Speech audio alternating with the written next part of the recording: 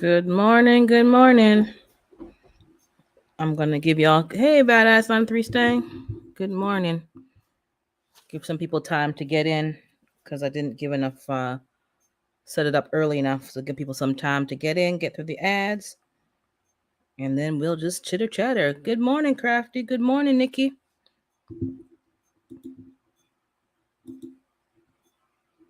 Just gonna give a few minutes, get people notified that I'm on, and then we'll just Okay, so I think people are getting the notifications. I see people coming in. Hey, Jason. Good to see you. And Shanna. I'm in Daytona. Oh yeah, yeah, I saw you were going on vacation. You were talking in another live. Can't remember which one, but I know you said you're going on vacation. So that's good. Big money on vacay. It's raining over here, so it's just a bit mucky outside. Let me put my camera on now. Yep, thanks. Yep, don't forget the thumbs up, everybody. Jason and Shanna have been on the road for seems like a 5-day journey to get back home. But they just stopping over and yeah, I had my bagel already, which is not good for breakfast. But today I just had it. It's cold and rainy and kind of icky. Morning, Gina. Yeah, it's mucky mosquitoes out here. It's supposed to rain last night. I was gonna go out last night to a performance at the jazz festival, but I don't like being out in the rain, so we quickly squashed that. It's just unfortunately, those kind of events, if it's not good weather, I really don't want to go. They don't have any kind of covering for the audience, and I don't feel like standing outside holding an umbrella. Yeah, it's like, eh.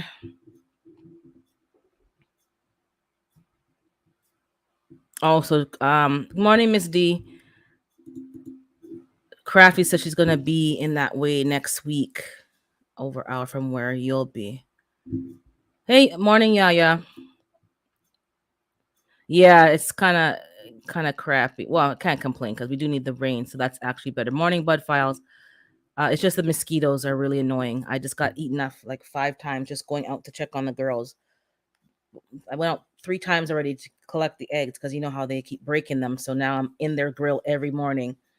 And Pepper, who's the number one, none of them like it. Well, no, the two barred rock and the one black one doesn't like when I reach under them when they're there. It's like they're gonna charge me with sexual harassment. How dare you? And all you hear is loud up. I'm like, shh, people are sleeping. And they should carry on and make a whole big announcement. I still did it. They keep breaking. Morning, G Mama. They keep breaking too many of the eggs. So now I'm like, every time I, get an inkling, I just go and take some of the eggs. So this morning so far I have 4.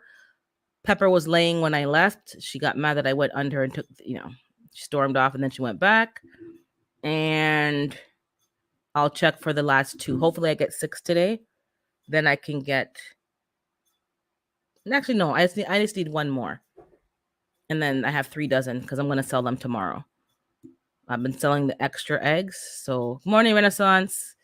And did I miss anybody? I'm just scrolling. Morning Psalms. So yeah, I checking for eggs often, and then I had to clean up one of the corners because the rain from the tarp hits a corner of the run, and they like to go dig there for worms, which I understand, but they make too much of a mess. Their feet get muddy, and I'm like, eh. So I kind of redecorated in there so they can't get to that corner, so they don't like that either. But yeah, creatures of habit. And anybody who I said, oh, they're quiet, chickens are quiet, they are quiet, except for the egg song. And I saw this video on Instagram, which made me laugh. I'll play the audio. You don't need to see the video. That's not that important, but they literally will blow your cover. So for those of you who I said, oh yeah, they're quiet. Yeah, that was before they were laying like this. Where's the clip? I think this is the one. So the video says no roosters in the city. They're too loud. Someone who's never heard the egg song. This is literally how they sound. It sounds like a goose. Literally. So I have to run out every morning and put on. That's why I put on the radio to cover up the clicking and the clack and the cluckery going on over there. Yeah, that's literally how they sound. So I take that back. They're not quiet at all. They're not as loud as a rooster, but they make a lot of noise when they're showing off that they laid an egg. And if you go into the egg before they got off the egg, oh man. But you gotta do what you gotta, right? Yeah, it's hilarious. It sounds like a goose. So I don't think people know what it is that they're hearing, because when the geese actually fly by, that's how they sound. So I don't think people realize what's going on over here. And I don't think they care too much, but people further down they might, yeah. So, but no, not all day. Not all day. They do it. They have their own time clock. Mine does it between, I would say 6:30 and 7:30 ish. Because they lay in the morning, and then the one that's laying now doesn't make any noise, and then the last one that lays, I don't hear anything. So it's the morning routine for them. But each group has their own schedule. Yours might do that at 11 o'clock in the morning. That's their time to be making up pure noise. So yeah, just to give you a heads up, they're not that quiet. But they're not like a rooster, which is like around the clock. Oh, you're thinking about your greens? Exactly. Hopefully it's not dry where you are. You have irrigate. That's why I need to get irrigation set up. Because if I'm not here, I don't have to worry so much about my garden, because people won't do it the way that you want it done, unfortunately. And that's just the way it is. So we're talking just nonsense today. This is like absolutely just jibber jabber, but let me copy the link and drop it. So yeah, the chickens, they're doing their thing. They're okay. You'll see the updates on Instagram.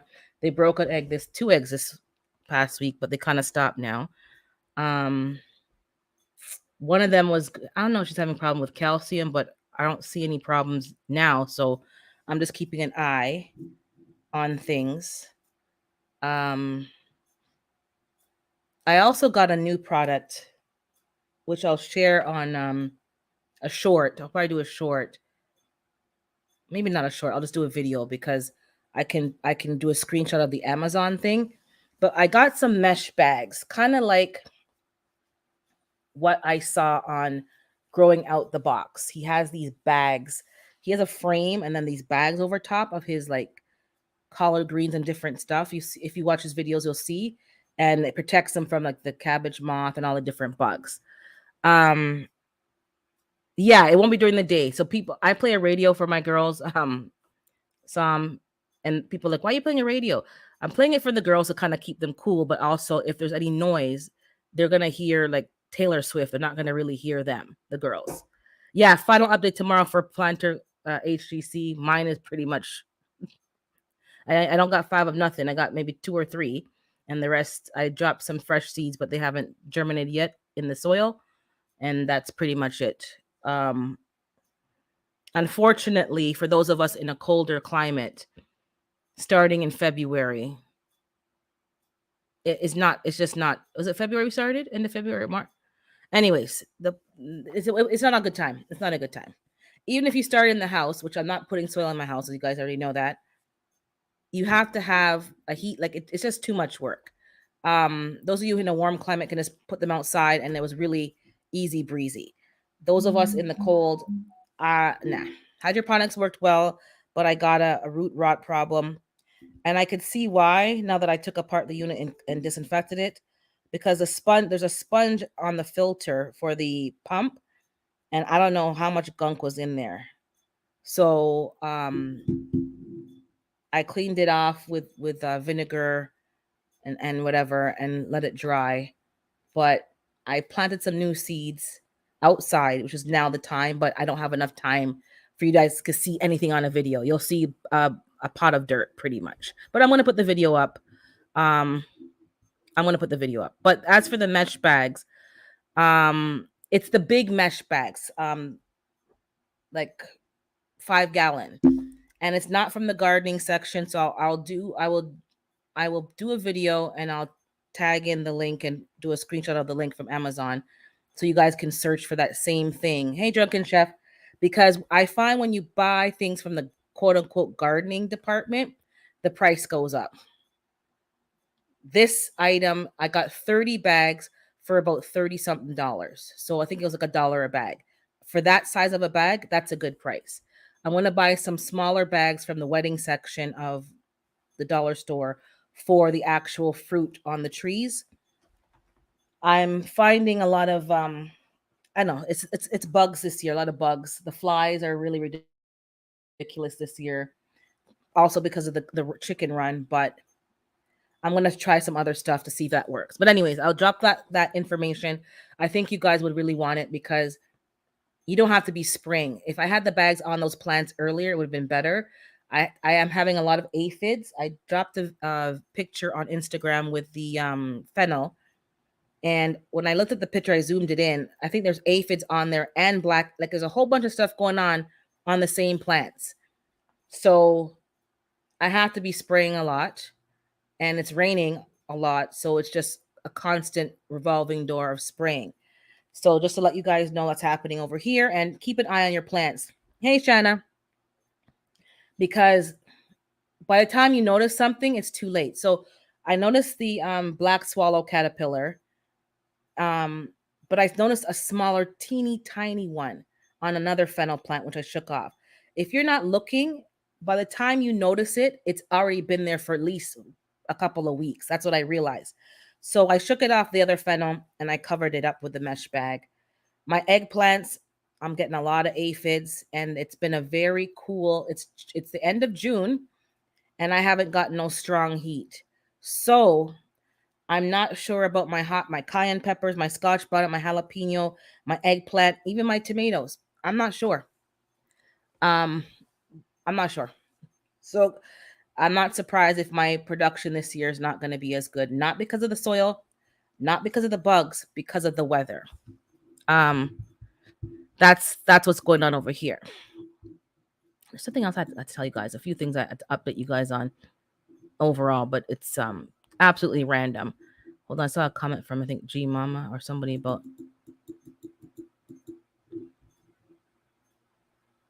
something else popped up, but it's gone. Oh, there it is. Psalms.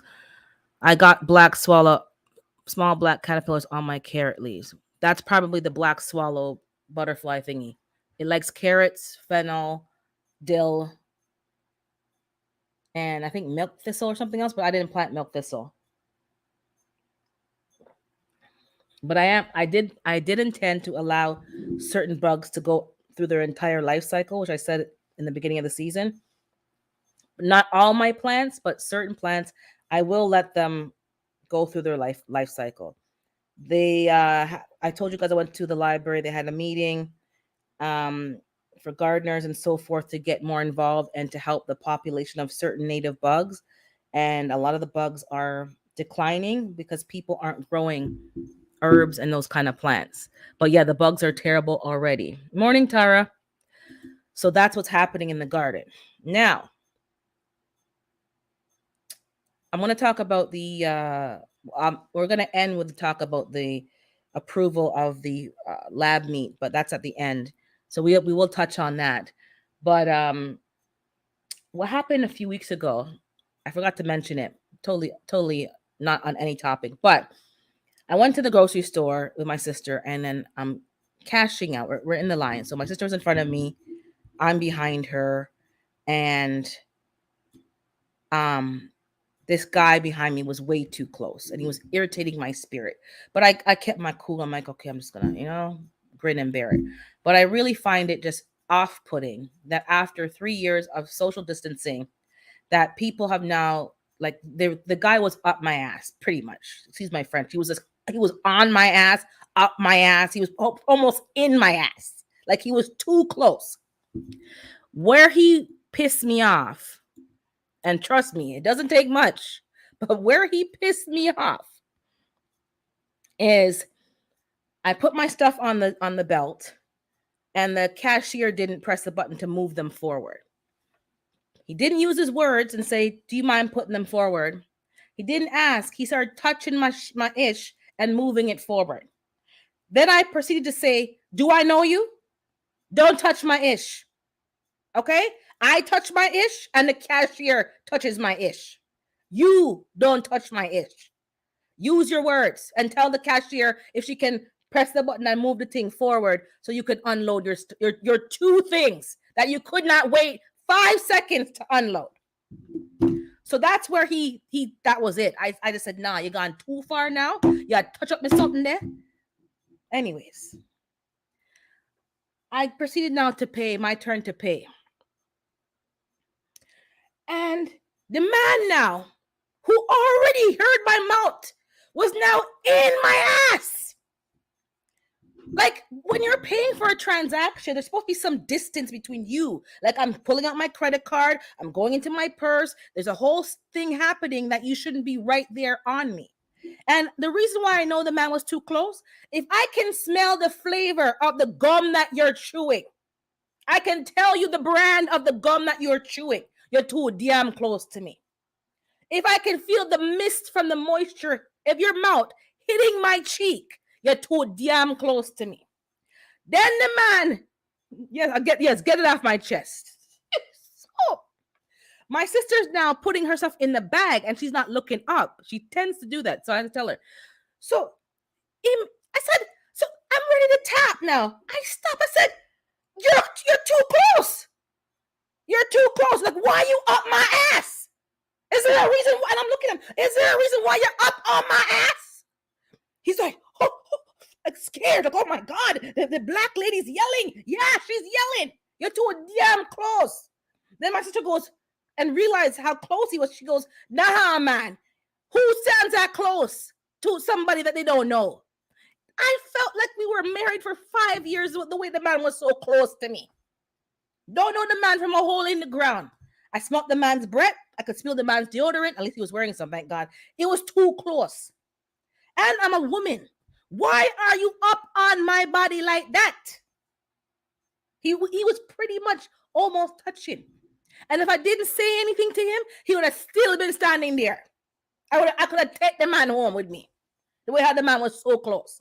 And I was just like, yo, man. And you know, I'm Caribbean. So by the time I'm like, oh, when I'm paying, I'm like, I can't believe the man was so damn close. Can you believe that? She's like, I go, nah, man. And you keep talking about it in front of the person, but behind their back. But they can fully hear you. I'm like, yeah, man. They have no manners. These outer chops. And we're talking about the man right in the man's face. And I should do a pregnancy test. The man was close to my rear end, side end, the side roll, close to everything. It was on everything. I'm like, yo, I shouldn't have to tell you to back it up. That should not have had to have been a conversation at the grocery store, at the cashier point. Like, there was no need for that to even occur. It was very clear from my body language that I didn't like that you were so close, but you kept getting closer and closer. And I don't go from 0 to then 1, 2, it's 0 to like 10. And if you didn't catch the body cues before they got to the 10, that's on you. So I'm gonna tell off the man in the store and the man, and then the people them were, oh my God, scared. Yo, I said there's 5 feet between me and you. You couldn't go in the middle. No, you have to be right on me. I said the devil is a lie. I don't know if he wanted that, but he just was clueless. And I'm just like, yo, if you don't set up your boundaries and are very clear with your boundaries and don't play around with people when they cross your boundaries, they'll just keep crossing your boundaries. It was highly disrespectful. I'm like, even if you, I don't know what it was, but I'm a woman. There's no need for you to have ever been that close to me. That was the problem. You know, when you go and now you put your cart in front of you and you're gonna pay. He now should have had the enough sense to know, all right, 3 feet behind the woman. She's going to pay. She's going to be in her there's certain personal space. Never mind the common sense. We've been social distancing for 3 years. Why are you so comfortable to be right? And I said, you're on my ass. Why are you on my ass? Oh yeah, I let him have it. I let him have it. But yeah, and the part, yeah, and the way that they can't come up on me. But I'm in the, and then the cashier, the poor cashier was like, I'm like, yeah, open your eyes big. Don't let that happen again.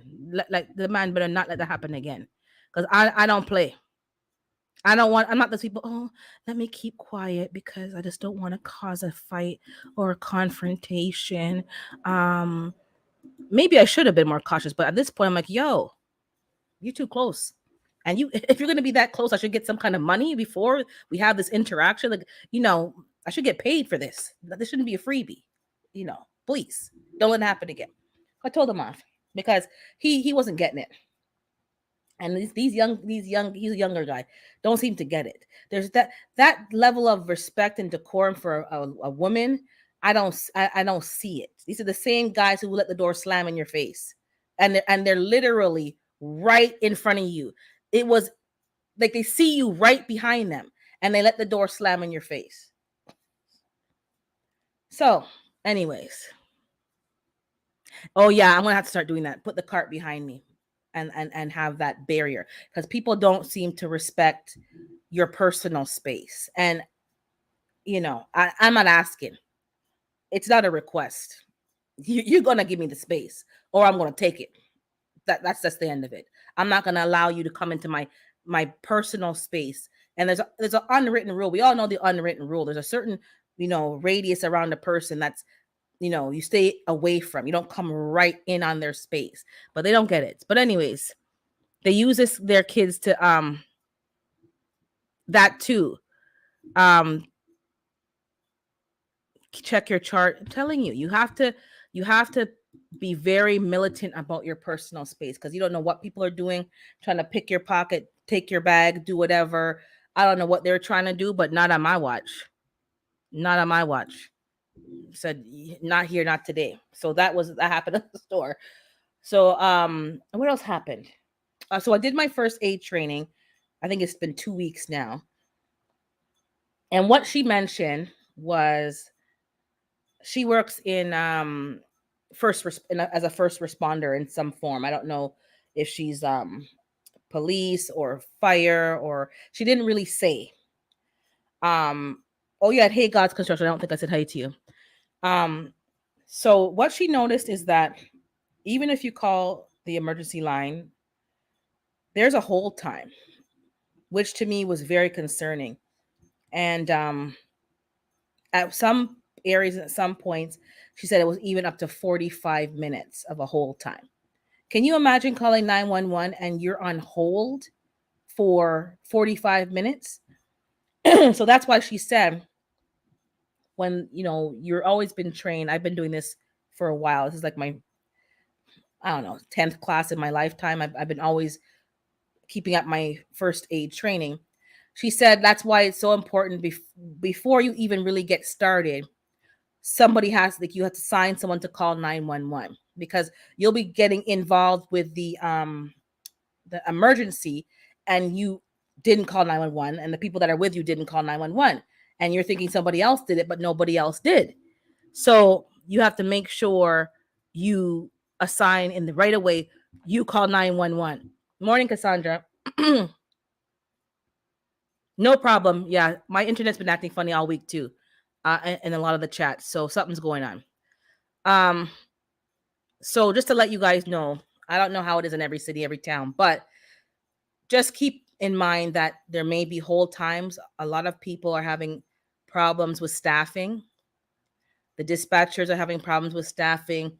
The 911 department, the fire, everyone's having problems with staffing. And what used to be a 5-10 minute turnaround for somebody to end up at your place, maybe 15 minutes, now that's a 15-minute hold. Then you have to communicate what the emergency is, and then they have to dispatch you somebody. So just keep that in mind. It's very serious. And in some cases, it may be better to get the person in your car or in a car and drive them to the hospital yourself, if you can. If it's something that that's not possible, somebody needs to call right away and make sure that your phone's not on private setting or whatever, so that if you get disconnected, they can call you back. I was shocked to hear there's a 15-minute hold time or 40, even up to 45-minute hold time.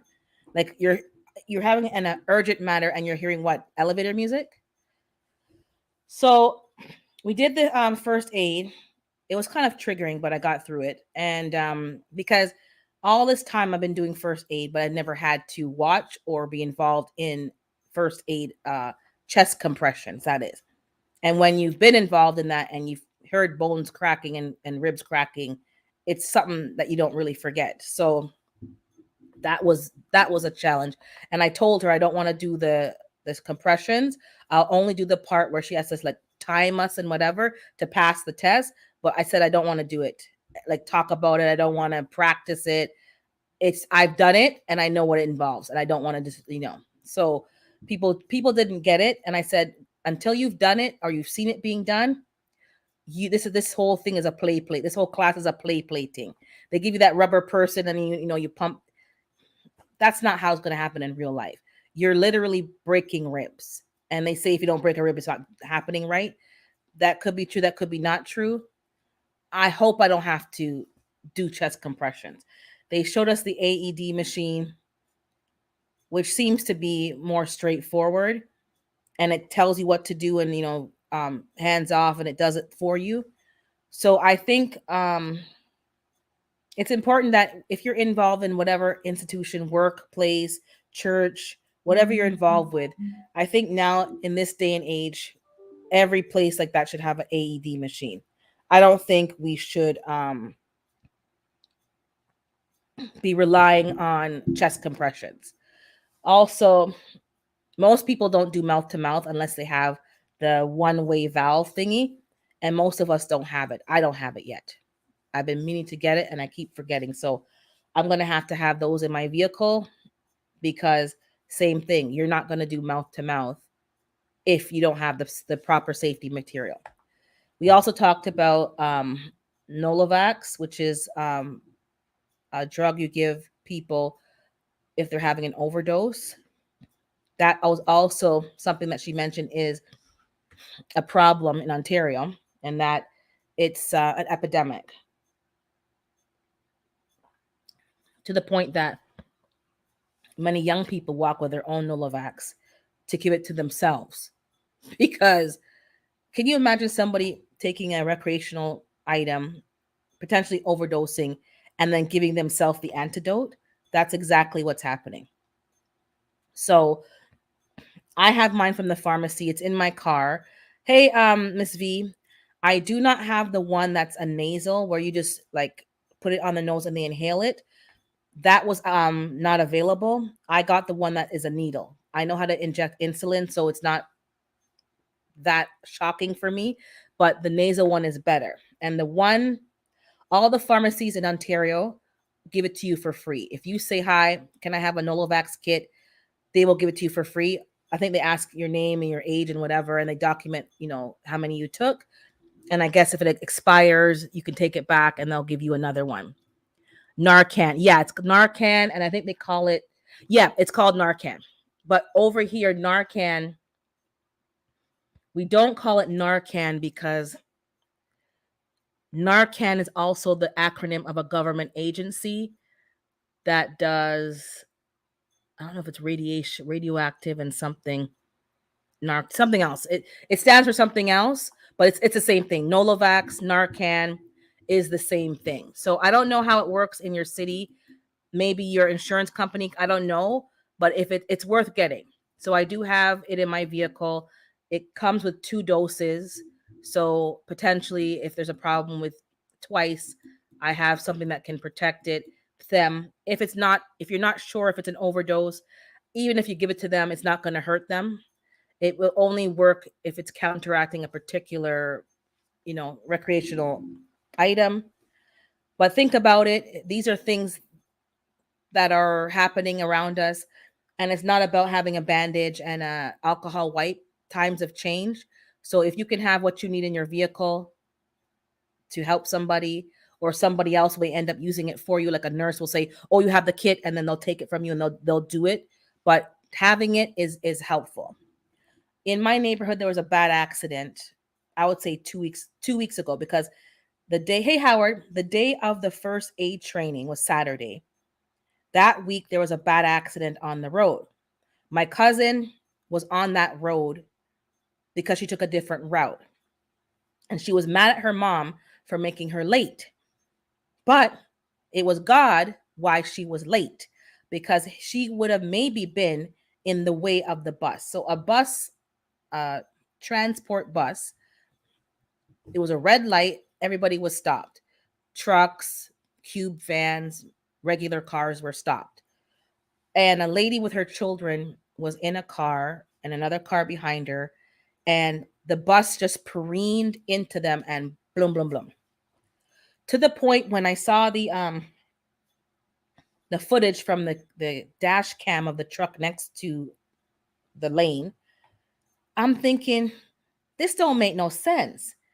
Why are you going towards a red light at full speed? I don't think I'm not an expert, I'm just saying it doesn't look like the brakes failed unless the driver had a medical issue and I don't know what happened. All I know is that the woman who was in the driver's seat, when they got to the car, she was in the back seat. So that just tells you people came and took the children out the car. She went to the hospital, but she didn't make it. So now there's a family who lost their mother, wife, sister, daughter, the whole, because I don't know what happened. I don't know. The driver's on leave while they investigate, but I know for me, one like years back, something similar happened, and it was God that I had glanced into my rear view mirror to see somebody coming at me full speed, and I just went onto the shoulder. Because most of us don't look in our rear view mirror. Oh, okay, what's going on behind us? You have the radio on, you may be, whatever. But my cousin was like, oh my God, I was upset that my mom made me late. I said, sometimes you need to know when you leave your house, don't rush to make up the time. Number one, if you're late, you're late. Don't rush to make up the time. And pray before you start driving. Pray that you drive safely. Anything that's around you that you can't see, ask for protection, because you don't know what's going to happen. And hey Monique, what she took for an annoyance ended up potentially saving her life, and she has 2 children of her own. I'm very saddened to hear what happened to that lady. It was horrible, and most of the people who were at the scene, again, first responders, were not 911, were regular people who had to go and take action, get her out the vehicle. They tried, they couldn't. They got the children out the vehicle through the top. Somebody had a ladder, one of the drivers had a ladder, and they did something and shimmied something and got the kids out. And I'm pretty sure the mom was like, get my kids out the car. I don't think she was worried about herself. She was worried about her children, and they got them out. They were fine, but she took the brunt of the hit. So that was very unfortunate, but it gets you thinking. Exactly. We keep talking about us being our first responders. That is the truth. Yeah, it happened in not too far from the airport, the Pearson Airport, not too far. At, I would say, 9 o'clock in the morning, everyone was kind of heading to either to work, and all the truck drivers usually are dispatched by that time and are already on the road doing their stuff. You're at a red light. You're not breaking any laws. You're not doing anything irresponsible, but something else around you caused an accident, and all those people had to get into action. So that's why it's important to have what you need in a vehicle. It may not be for yourself. It may be for somebody else. Latex gloves, um, you know, something stopping the bleed. I don't know what else they could have done. Crowbar, something to get her out the vehicle. I don't know. But unfortunately that happened. So it's very important that we just keep our eyes on swivel. When you're in your car, try to look at your stop, but look at your mirrors, look in your rearview mirror, make sure you see who's approaching you, what's happening around you. Glance.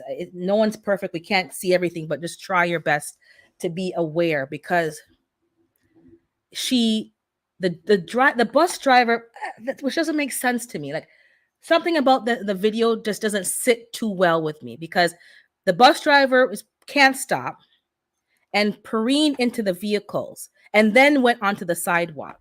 If it was me, then again, I'm watching and I'm not in it. I think I would have went onto the sidewalk and just honked my horn and let people know that I can't stop. I don't think I would push that big old vehicle into a minivan or a car. I don't think that was, I don't know what happened, but something doesn't sit too well with me, and they're going to investigate. And I don't think it was a brake failure. I think that it was some kind of driver issue. Good morning, Virginia. So that's what happened there. So just be mindful. And for those of you who have access to Narcan or Nolavax, or it's, I don't know if it's free in the States, they're doing it free over here. That's a good thing to have in case you encounter somebody having an overdose. Um, People who have to take EpiPens, same thing. Walk in your first aid kit. Make sure you have packs of sugar for diabetics. Good morning, she said. For diabetics, I know my mom, when she was here, we had like the sugar tablets, like a almost like a big candy that you can put in their mouth and it dissolves. But even a pack of sugar, that should be in your kit in case you encounter somebody with low sugar. Don't don't wait until something happens. If you have it already, then you kind of know what to do. You already have it in your bag. You can give it to the person, and take care of that. But from what it sounds like, let me see here what she's saying. Tara's saying, whoops, clicked on the wrong one. In some cities here, they are making outdoor Narcan vending machine dispensers, but they're free. Okay, good. We haven't gotten to that yet, but yeah, there's a problem. Um, and it's concerning. People taking things like it's candy, and then yeah, there's a problem. Let me see here. My aunt was on a train in Toronto a few weeks ago, and they had to stop the train because someone was overdosing and no one had the injection to save him. That's where yeah. The TTC ain't no joke. And that was when I was taking it, never mind now. And to be perfectly honest, I wouldn't have it either. That's something I have in my car, but I wouldn't necessarily have it in my bag if I'm, up and down. So I'm probably going to have to make sure I have it if I'm carrying a backpack, that is, I have it in the backpack and figure it out. But I'm probably going to have to get the inhaler, the nasal one, because to go and get the needle set up, it takes a bit of time.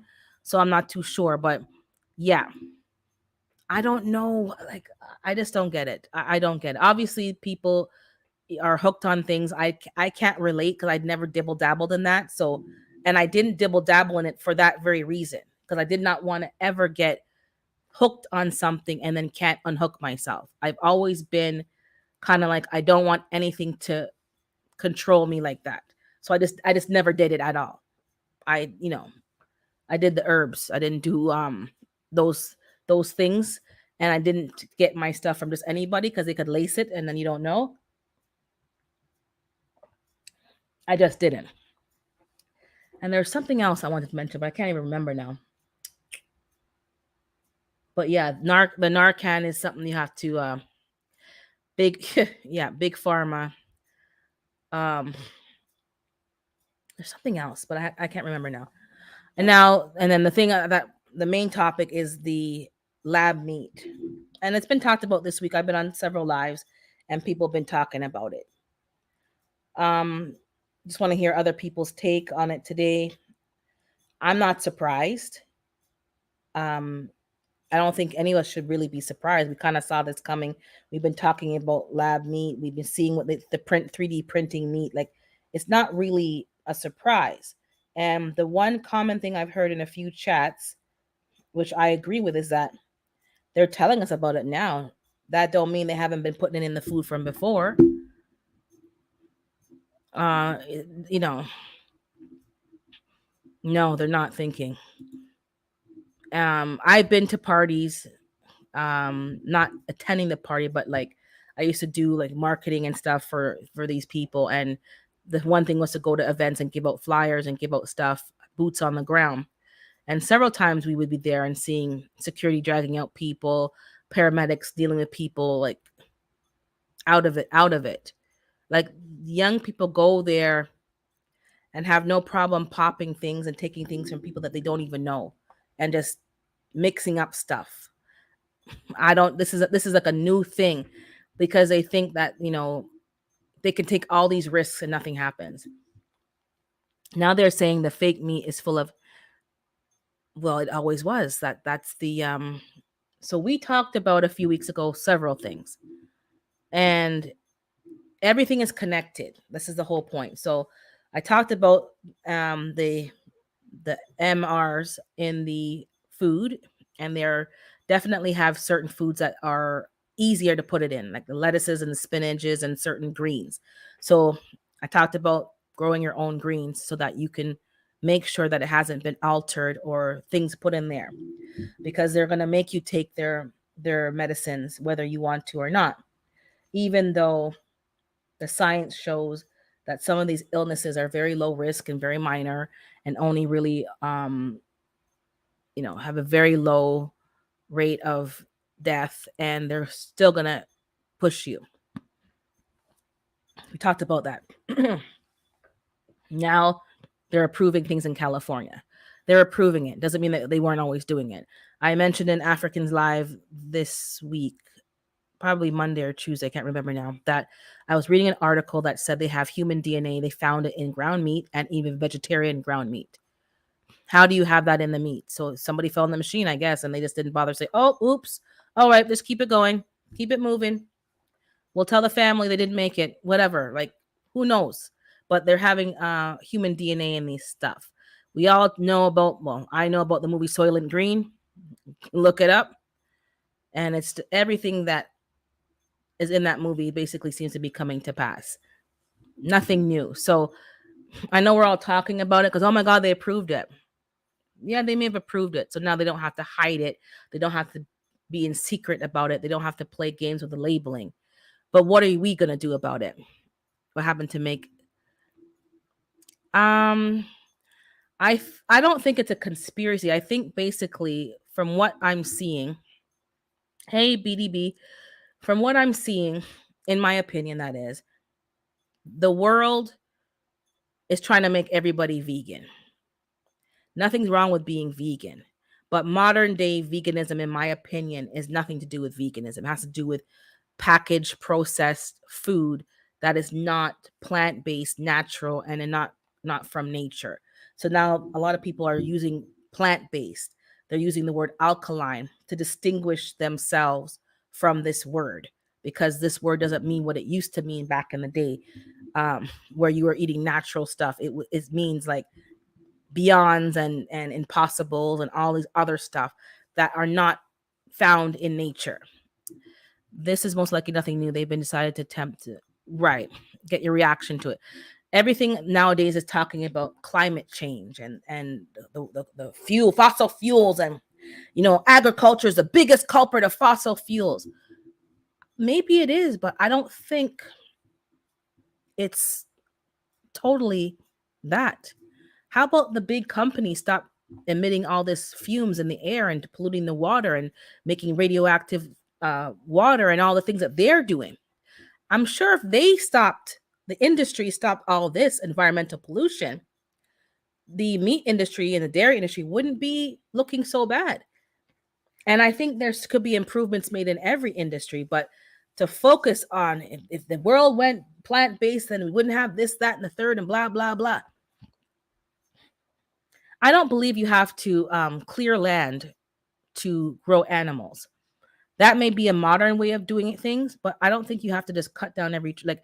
There's things that we're doing that I don't necessarily think are necessary, and that are really part of agriculture. And they had wooded areas, and they had, they moved their animals around. Nowadays, we've been doing this. So if that's what they're saying, then I can agree with that, but doesn't mean that we stop having livestock. I don't think that's the answer.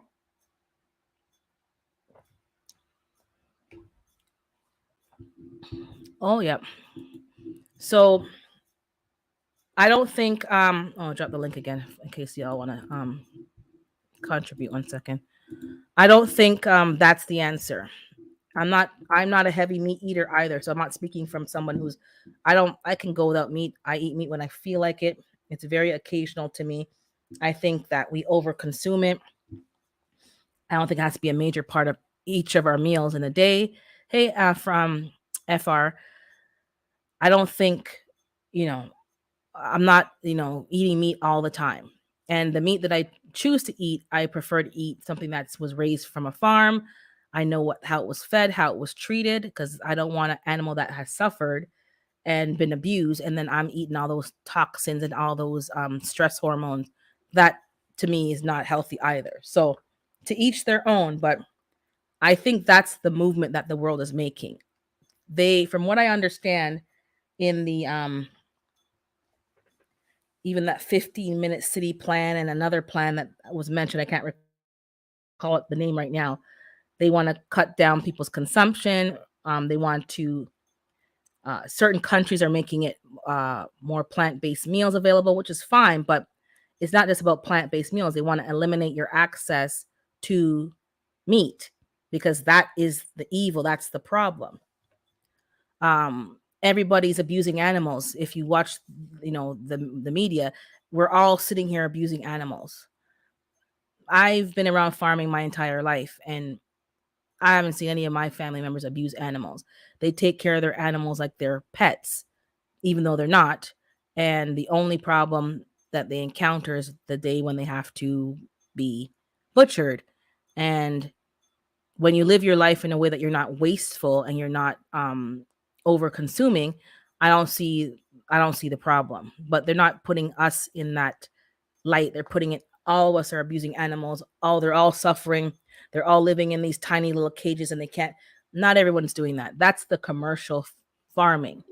And in my opinion, the reason why they're doing that is because the people who are buying from them, it's all about money, money, money, quantity, not quality. So they in turn, exactly money, they in turn now have modified their animal rearing practices to get more, more, more, get them over, turn over faster, fatten them up quicker so that they can keep making money, money, money. Because farming is already a career path that's not always that financially advantageous. Even though they make it look that way, it's not.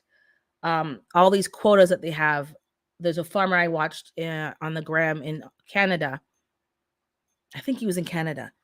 And because of the quotas of the milk, he was getting milk and he had to just pour it down the drain. He couldn't sell it. He couldn't give it to a food bank. He couldn't give it to a nursing home or a hospital. High quality milk. But because they have certain quotas, once they exceed that quota, that's it. Now, I never knew that. It makes no sense to me, but this is what we're talking about. And when people talk about that there's not enough food to feed the people, I'm not really believing that statement. There's enough food to feed everybody and then some. But there's so much waste and so much politics in the food. That's the real problem. That's the real issue. I think people's simple way of life shouldn't be infringed upon, and it is. Uh, Everyone needs carbohydrate, starch, and protein, and with the increased cost of groceries, a lot of people they're doing without. And I went to the store twice this week. I spent $30 each time just to get a few bits and bobs.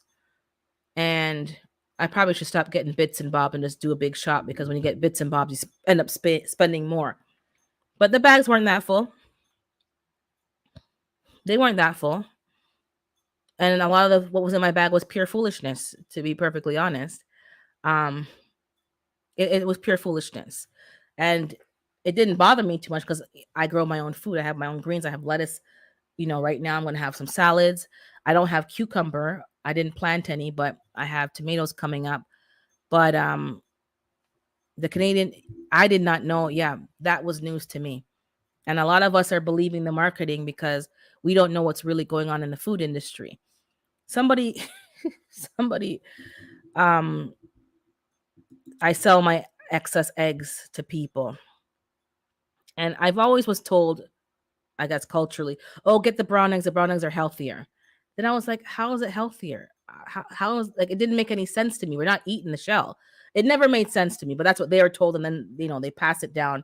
And then when I question them, they're like, "You talk too much, little girl," because I was always a very inquisitive child. Like, that doesn't sound right. That doesn't make any sense. All the steroids and me wondering why these exactly they're having a lot of problems. Um, uh, and the Canadian maple syrup market, I watched a documentary on it, and it was wild, girl. Telling you. So they said to me, because when you stop being ignorant or allow yourself to be ignorant and be involved in your own food, you realize certain things. So now that I'm in the poultry, I see that the eggshell has nothing to do with the nutrition. It's to do with the breed of the chicken. Someone's saying, "Oh, can you get me brown eggs?" I said, "I can get you the eggs that my girls lay. I don't tell them what color to lay. That don't make no sense." I said to them, the shell doesn't make a difference. It's the breed of the chicken that determines the shell. It's what I'm feeding my girls, and their quality of life is determining the nutrition of the egg. She's still on, okay, brown has to be brown. You're gonna get what I damn well have, to be perfectly honest. If you don't want it, next, on to the next one. So, and I'm thinking, like, you 40 plus. How are we telling people that like, why are we walking around being and acting kind of dumb? Like, it's kind of dumb that we still think that the shell means it's healthier. Like, reading is fundamental. Let's stop being dumb and being ignorant and be informed. Yes, exactly. That exactly. My nephew has severe and I'm not trash talking anybody, but the mom was an excellent cook, but I don't think she cooks anymore. They live in the States, and a lot of their freezers full of packaged food. But yeah, it's being dumb. I'm so then I'm getting kind of irritated. Like, really? I just told you that the shell doesn't mean anything. The shell doesn't mean nothing.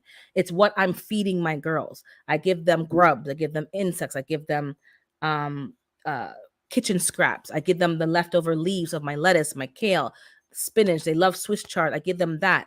I get rice and beans from a restaurant, which she actually told me to call her today. I'm getting food, real food, and that's why. So, sidebar, let me just sidebar a bit. So there's somebody that I sell my eggs to, and she always bought free run, pasture raised, whatever they advertise it as, eggs. And she pays a lot more than I charge for the eggs. So she bought my eggs, and she says right away she can taste that my eggs, well, not mine, but the girls' eggs are pasture raised or whatever they call it. She could immediately taste the difference. So whatever she's buying that's labeled that isn't really that. So I watched a video, and they basically said the eggs that you buy from the store are most likely at least 90 days old.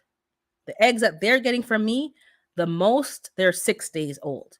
And one lady got them, they were 2 days old because she came over, bought a carton, and they were laid on Monday and Tuesday, and she got them on Tuesday evening. You can't get any fresher than that. So I don't care if it says pasture raised and all the different things. By the time you get them into your house, they're at least 90 days old. The farmer has to sell the eggs by a certain date to the distributor. Then they have them, they wash them, and washing them takes off the bloom, that protective natural coating. Then they have to be refrigerated, which probably degrades the quality of the egg because now they're in a cold, whatever. And the list goes on. Then by the time you get them in your fridge, they're 90 days, maybe even older. And then they have an expiry date. I don't know what to tell you, but she's telling me right away. So now every time I have extra, she's like, she wants all of them. So I usually get 3.5 cartons a week. I only have 6 girls. She's like, she wants one every week if possible, because now she's feeding her family that. And she's allowed to have chickens where she is. So I'm encouraging her to take the plunge and even just get 2 or 3 and feed your kids that, if that's what you really want to do. But we're so disconnected with the food. We don't even know what's going on, and we're so afraid of E. coli and salmonella and whatever other things we've heard about. We're so afraid of that we don't want to get things from its natural form and source, because a couple of people may have gotten sick from bacteria. But now we're over sterilizing things to the point that that's why our immune system is not able to handle anything, because we pasteurize the milk, we sterilize the eggs. I think some of the food that comes in is x-rayed and radiation scan and whatever, and we're killing the enzymes. We're so afraid that of getting sick that we're actually making ourselves sick by over sterilizing the food that we're consuming. Apparently, they only have to finish them the last week in pasture in order to be able to label exactly. So your pasture raised is not truly pasture raised. Even your grass fed beef only has to be grass fed for a certain portion. If it says grass fed and then grass finished, that means the whole process was grass. This is part of the problem. And they're talking about that meat industry is destroying, maybe because they're growing so much wheat to compensate and give the animals wheat instead of eating grass. I don't know, but the point is we've gone so far away from the food. We've made it somebody else's responsibility, somebody else's job, and we just wash our hands of it. We go to the store, we pick up what we want, and then we go home and cook it. That's not how it's supposed to be. I think if we had to raise our own food, we would waste a lot less, because the amount of kids that I don't want this, I don't want that, and then that nice piece of meat or whatever was cooked ends up in the garbage, into the landfill. There's no waste here anymore. It used to either go into my compost bin in my garden. I have very few items that actually go in the garbage. I don't put meat in my garden compost, but now that I have the girls, they're eating it and giving me manure. A lot of the meat is bleached and then they paint it red, don't they? They spray it with some thing to make it look red, like it's freshly cut. I think the real problems are not being addressed and not being discussed, and they're making the whole dairy industry with a one swipe. Oh, they're the problem. The meat industry, the agricultural industry. There's problems in every industry, but it's not entirely their problem or their fault. I think we have a lot to play in it, and where we choose to shop, the fast foods we buy is part of the problem. There's a lot of waste in the food system because we don't want to buy blemished fruit, blemished vegetables. If there's even a hole from a bug in it, we don't want it. That's probably the one that we should be eating, because that's the one that the bugs ate. And that's the one that we should be eating. That means it's safe. Now we talked a few weeks back about appeal. So these are all things that are being compounded. I looked up appeal to see if it was here. And it's here in Ontario and Toronto. Most of the certain grocery stores, the cucumbers are have appeal on it, and some of the apples have appeal. So all I'm doing is taking note so that I can buy those things either from a farmer, direct farmer, or grow it myself. And I do have an apple tree, so that will give me some, but not enough. Hey, Tree Rogi, my doctor told me I had HDAD. I told doctor I never heard of it. He said, "Oops, I thought you were." I almost only shopping at the farmer's market, and I know that's exactly what I'm coming to now. So that's the solution. So I don't want to talk. Well, we're going to talk about it, and even in the future, we're going to talk about it so that we are aware of what's happening. Because some people don't even know about appeal, and they think it's something over there. No, it's right here in Toronto. Most of the cucumbers, most of the apples, and it tells you which ones. And I certainly didn't see any signs in the store. I didn't see any labeling yet that I can take a note of, and if I do, I'll take a picture of it and put it on the Instagram. But I haven't seen it, but it's here. So what are our solutions? The first solution is don't purchase those items, and to find a local farmer that will sell direct to consumer, or a farmer's market that they come to where you can buy their product once or twice a month. Join a CSA or whatever they call it in your area, where the farmers have a collective and you order from the collective. You pay so much a month, and they do a drop off at particular areas that you have to go pick up from. I know you all have Azure standards in the States, that, drop off at certain points, and they have organic stuff. You need to connect to these type of vendors and suppliers. And yeah, um, exactly. I saw that. Um, useless heaters. It's such, and they look it up. We all know, control the food, control the people. That's great to know it. That's great to quote it. Wow, we can quote it. What are you doing about it? That's the point. I don't at this point I don't care what you know. What are you doing about it? Because if you're not already growing your own food or connected to a CSA or a farmer where you have a direct connection of where your food's coming from, how it's being grown, and you know firsthand that they're not going to be doing any of this stuff to their food, that's what you need to be working on.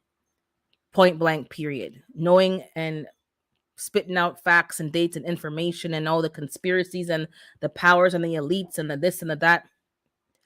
I don't really even care. I just care about where's my food coming from? How can I grow better indoors because I'm in a cold climate? How can I eliminate bug um, infestations? I have my fennel right now, to my right, your left, going to seed. I'm gonna have to use that.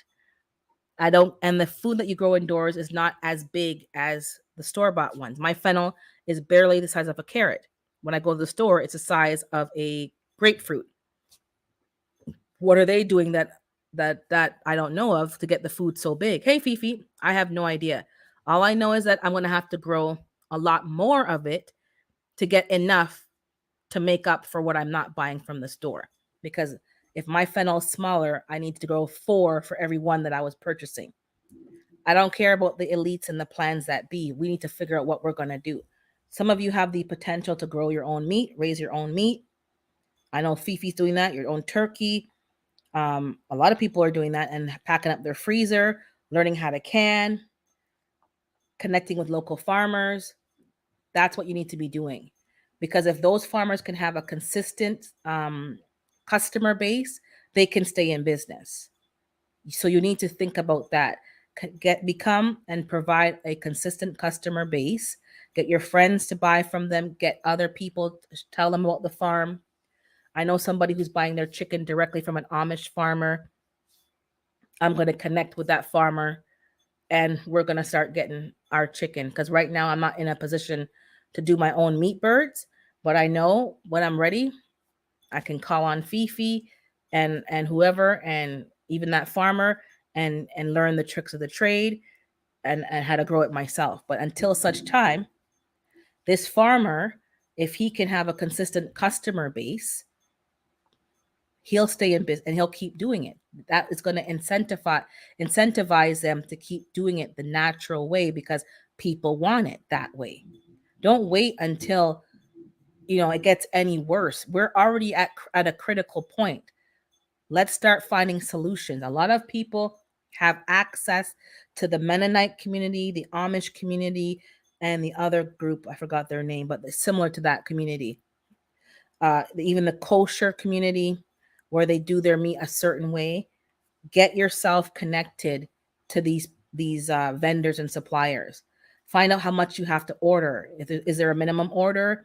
Can you share an order with a family member? We bought a cow a while back. We couldn't afford to buy a whole cow. We got 3 or 4 families together to buy the cow. They raise the cow, they butcher it, and they split up all the pieces, and they also give you ground meat and everything. And we go pick it up, and we each get our portion, and you put it in the freezer, and that's enough. I guess we got a quarter of a cow. That was enough to last us for a year because we're not a heavy beef eaters, but man, that was the best beef. Those homemade hamburger patties, some of the best I've had in a long time.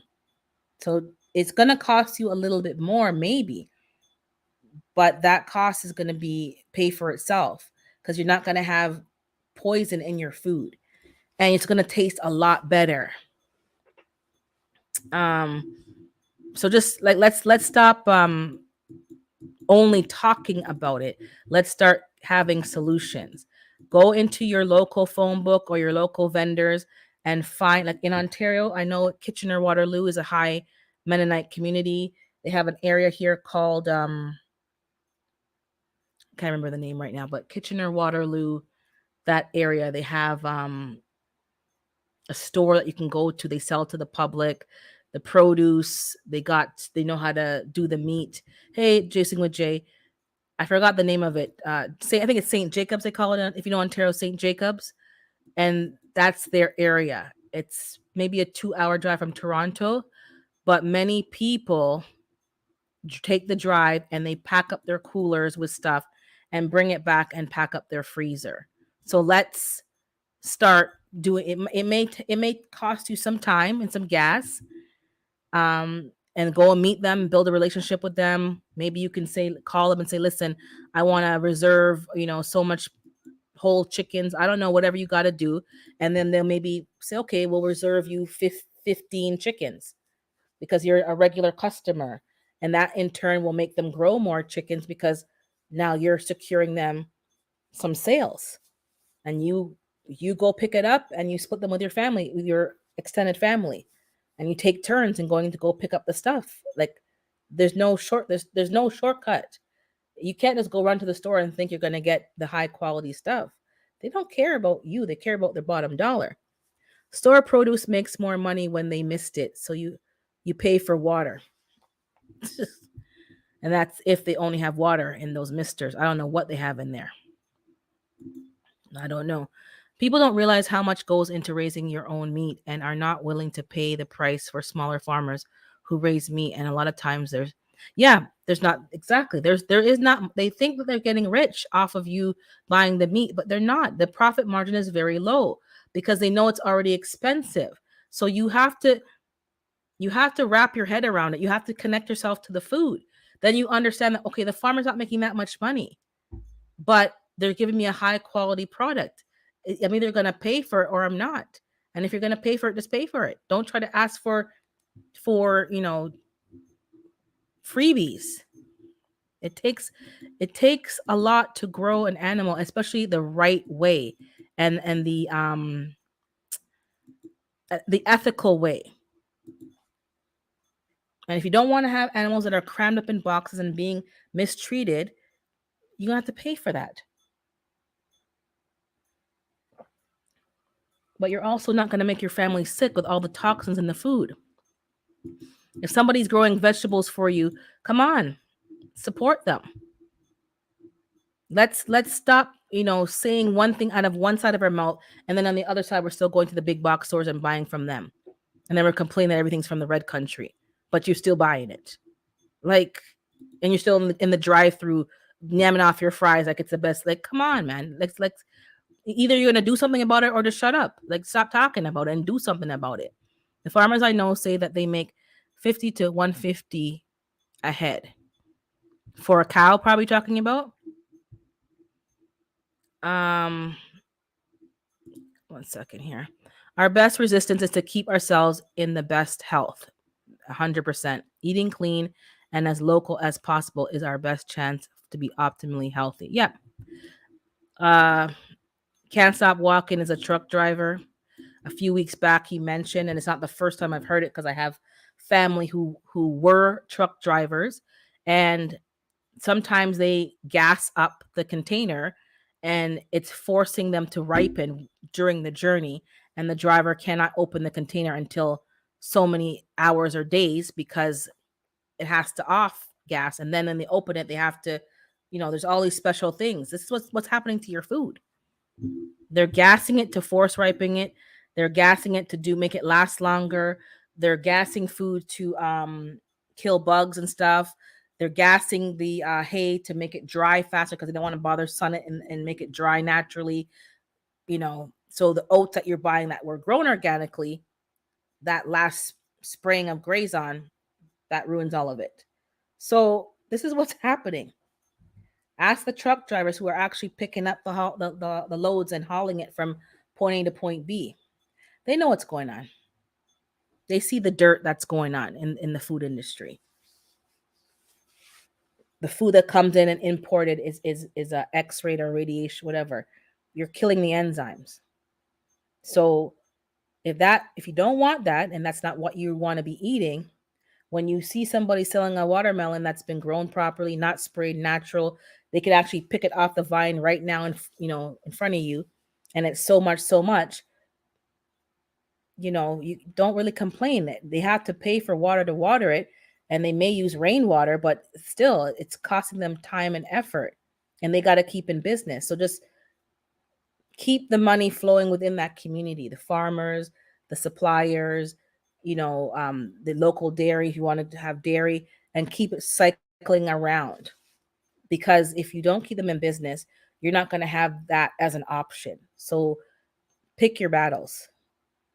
And I'm not going to argue with the pricing of the meat from them, because I know that it tastes a million times better. I did not have to put half as much seasoning on that beef because it had a natural flavor based on the way that it was raised. Um, it blew me away shopping at the markets in Mexico when you eat real fresh food and it's ripe that day. It's what it's supposed to taste. Yep. It ripened that day. You pick it when it's ready to be picked, not weeks before and gassing it to make it ripe. That's what we've been. Okay, take care, God's construction. Thank you for popping through. The beans make you gas, and that gas can kill. Maybe you should bottle it and sell it for self-defense. But that's what's going on in these streets, guys. I don't know if you have anything to add. I'll drop the link again, but we can't. Hold on, let me paste it. We can't just keep talking about it. And I'm not like, the whole point is this announcement doesn't surprise me. I'm pretty sure they've been putting some stuff in the food from before. I'm pretty sure that the Beyonds and the Impossibles, I don't know what that's made of, and I don't even want to know. I'm not surprised. So let's not get caught up in the weeds and the marketing of what's going on. The news media has a way of focusing on certain things, and you forget about other things. I haven't seen much about those fires in the news this week. I've been hearing all about the submarine, the thing there. And I don't think the fire stopped burning, so I don't know what's going on, but it's not front page news any longer. And if it's not that, it's something else. And it's just, they find a story and they latch onto it and they over air it around the clock. Every article is that, and they question it and argue it and talk rhetoric round and round and round. And then when you think about it, what did we really learn? Like, the media actually gets under my skin. I watched them talking to the Coast Guard when they announced that the catastrophic implosion. They talked about the implosion of the submarine thingy. It's not really submarine because it's what the underwater craft. And the questions that they were asking, it's like, shut up. I find the whole media just stupid people acting like they're not stupid, but they're stupid. They're asking questions that don't need to be asked. It's kind of clear they don't want to even talk about that. Then they're asking if they're going to go retrieve the bodies. Did you not just hear about the catastrophic implosion? Do you not know that there's sharks and whales and other things in the ocean? Do you really think that there's anything to find? And I'm not being rude, disrespectful to those that lost family members. I'm talking about when the media sits there and asking all these, and want to sound intelligent and sound like they're so informed when you just make yourself sound stupid. Do you think there's anything to find? And that they're going to risk people going back down there to find something? And then you're sitting there and you wasted about 30 good minutes of your life listening to this stupid broadcast and them going around in circles till finally the man walked away and left. I was so glad when the man walked away from the mic and said, like, the announcement's finished. And walking, asking some dumb questions. These newscasters. I can't take them, you see. But what about this? Well, what about that? And what more do you need to know? There was an implosion, and that's the end of it. All the rest can be inferred. Like, we don't know what happened. They did not make it, unfortunately. And then it could have happened before they even started looking for them because they didn't hear anything. So I have been living my life like this for years now. I only struggle with my Irish husband who loves to eat all meat and heavily processed food. Yeah, it's hard for people to change.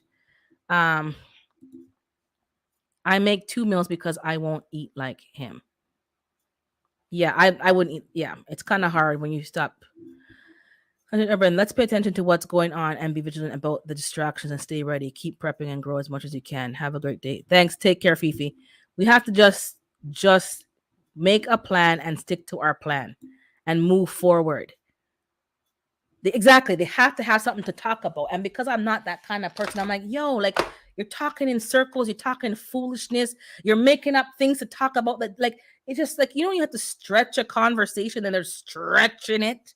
And you're sitting there thinking, you're really beating the horse dead. The horse has been dead, and you're just beating the horse dead, dead, dead. Making up stuff to stretch out the like the Bible says, professing themselves to be wise, they become fools. Um 30 million spent to save billionaires that had no chance and spent nothing to save a sinking boat in Greece that killed 50 migrants. Yeah. And what got me going was when we were talking a few weeks back about the borders being open in the US, and there was a whole problem when they certain one wanted to build a wall and they were all against this wall, and now people be walking in like nothing. But then when there were the Haitians were coming, they had them under the bridge and they wouldn't let the Haitians come in, but they letting everybody else come in. Make it make sense. People walking in with soup bags, nothing, just walking right over. But when the Haitians were there, it was a big old problem. I'm not even Haitian, but I can see there was definitely a difference in the treatment.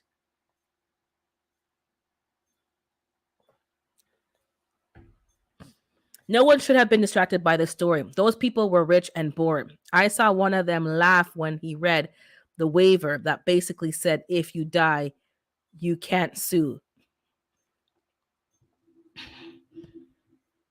Yeah. I don't wish death on nobody. I'm not laughing at that, but we're just saying the attention and the time spent on that story. And there's nothing wrong with telling that story, but don't just make that the only story. There's other stories that are still going on that we do want to keep up to date on. They are trying to ignore the massive coup going on in Russia right now as mercenaries march on Moscow. And I didn't even know about that till late in the game. I got to figure that out as well. The money could have been better used, but you can't tell them folks how to spend their money, I guess. Yep. I don't yeah, I don't understand what's happening. I understand it, but it just makes sense to me. So I'm just gonna just keep out of their business and worry about my business. But keep growing your food, keep doing what you need to be doing, and connect with the farmers and the suppliers because we all can't grow enough to meet all of our needs. Sometimes the weather is a factor, the bugs are a factor. Sometimes you may be going through health challenges and maybe you can't do what you were once doing. You have to take a season off. So to have that buffer, make those connections with your local farmers. Don't let this summer pass and get into fall and you have not met or connected with some kind of CSA or co-op or whatever it is and find out how to get food directly from these local farmers and confirm that they're not using all these chemicals and stuff and how they're doing it and and purchase it directly from them. I got some things lined up in terms of that, and I'm going to get the deep freezer sorted out once I get the garage, get some more stuff cleaned out. I'm doing a little bit at a time and get my meat directly from them. The meat doesn't even taste good from the store. We all can taste it. You go to a restaurant and they're using that meat to cook the food that you're buying. It doesn't taste as good. So they have to put sugar in it and this in it and that in it to make it more tasty. I don't want to eat that kind of food.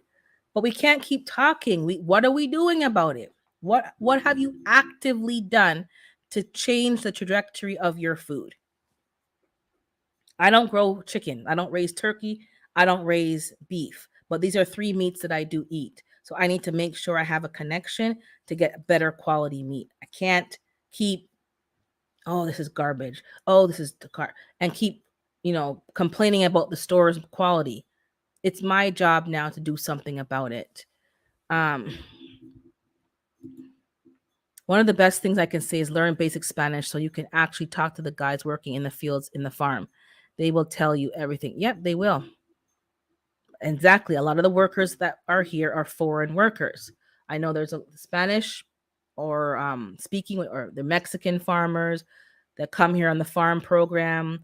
A lot of people from Trinidad, Jamaica, they come here for the farm work program, and they're the ones working in the greenhouses and stuff. And they can tell you what they're doing. And if you buy directly from the farm, it's actually better than it goes to the store, it's sprayed and this and that. Because I find it very, very difficult, for instance, lettuce. When I pick my lettuce, I wash it, put it in the fridge. I can't get it to last as long as the ones from the store. I don't know what they're doing. I don't know what it is, but I use paper towel sometimes. The spinner. I'm not getting my produce to last as long and be as crunchy in the fridge as the people in the store. So I don't know if there's a secret trick, but if you're growing your own food, it's not going to last as long on the shelf. So why are their food lasting so long? Why is their lettuce so crunchy even after a week in the fridge? Even 2 weeks I've had it in the fridge. It is still crunchy. Mine, 3 days. Maybe. Maybe. Those people I want to talk to, and they are happy that you even notice them. It makes for some amazing conversations. Yep, that I know that for sure. People like to treat people like they're lower, but they have a lot of information, and sometimes these people are well educated in their country. They could be engineers and whatever, but they came here on the farm work so they can get some work and get their foot in the door.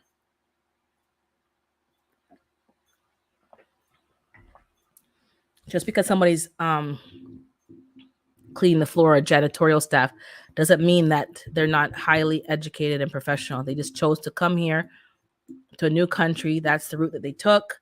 They couldn't get their credentials acknowledged in the country. They had to wait. And so in the meantime, they had to do these menial jobs. When you start to talk to people and have conversations, you get to know and hear their stories. That's even a lot of the taxi drivers. They're not, they didn't go to school for taxiing. They're highly educated, but when they come here, their credentials are not acknowledged, and you have to go back either through the full program again or some other courses to show equivalencies, and that takes them some time. But that's it for me. I'm pretty much did I go an hour and a half? Maybe an hour and a half. I'll go a little longer, but that's what's going on. Um so the first aid, the Narcan, Novavax, check that out. Connect with the farmers as soon as humanly possible. Don't wait. Get a source for eggs. Get your source for your meats and even your produce. While you're growing yourself, keep growing your own food, but also have a connection so that if you need to increase the amount that you're providing for your family, it's not so much stress onto you. Um, Look up appeal and see what is using that appeal in your local stores. It will tell you on their website. You put in your zip code or your postal code, it tells you where that product is being used and what produce it's being used on. Hopefully, they're being completely transparent. Um, Make sure you're keeping some of us. Oh, there's one more thing. I'm not really getting into people's business, but um, how do I say this? We're all grown adults, and I think it's prudent to be conscientious of other people, especially when you know that they're going through something. And if you know someone's going through something, I think it's important that we as adults really just don't add any stress or drama to other people's life, especially when it's blatantly obvious that they're going through something. So I'm not getting involved in grown folks' business, but that doesn't mean I don't have an opinion on things. So I just think it's imperative that whether,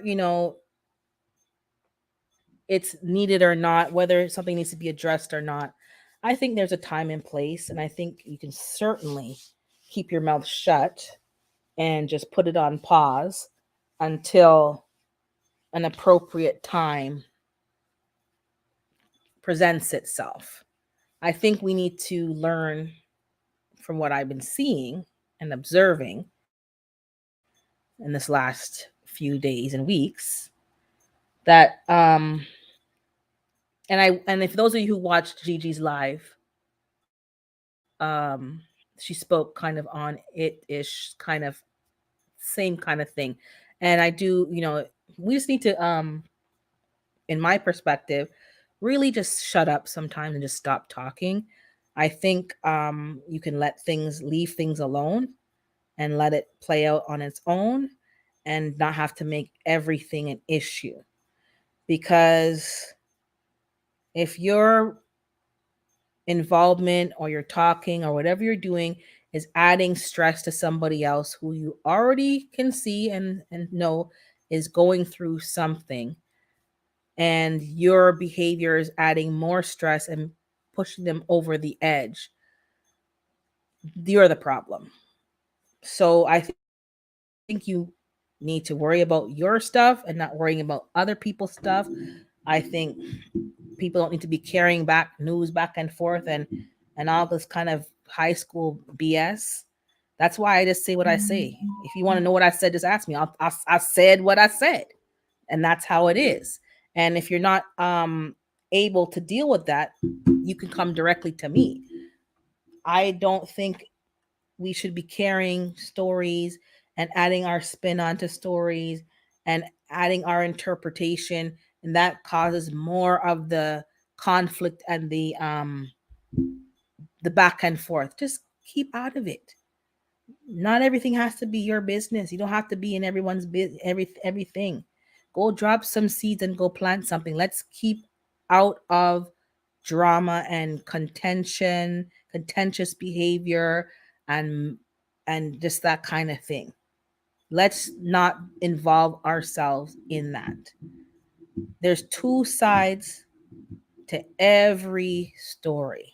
Some people say there's three sides: your side, their side, and the truth. The point is if it doesn't involve you, why are you in it? I'm only in it. I'm not in it. I'm only saying something about it because it's problematic. And the problem is so stupid that why did you even make it a problem in the first place? Like, you have nothing to do with your time. Not everything has to be made into this big problem. It's so ridiculous. So let's work on that. And if you see somebody doing it or they come to you with it, just say, listen here, that doesn't concern me, or and leave it. Don't bring and cause all this contention and all this stuff. Because I'm even wondering, how did this even happen? They make nothing something out of absolutely nothing. Just, it's not me. I know it's not me because I don't have time to be in no mix up with nothing. And if I say something, I said it. I'm not going to say I didn't say it. So you can always just come to me and ask. Most people are upset with me because I directly said something, not because they heard it from somebody. That's just the way I roll. Some people like to whisper and then say, don't tell nobody, miss it, I told you. Those kind of people are not your friends.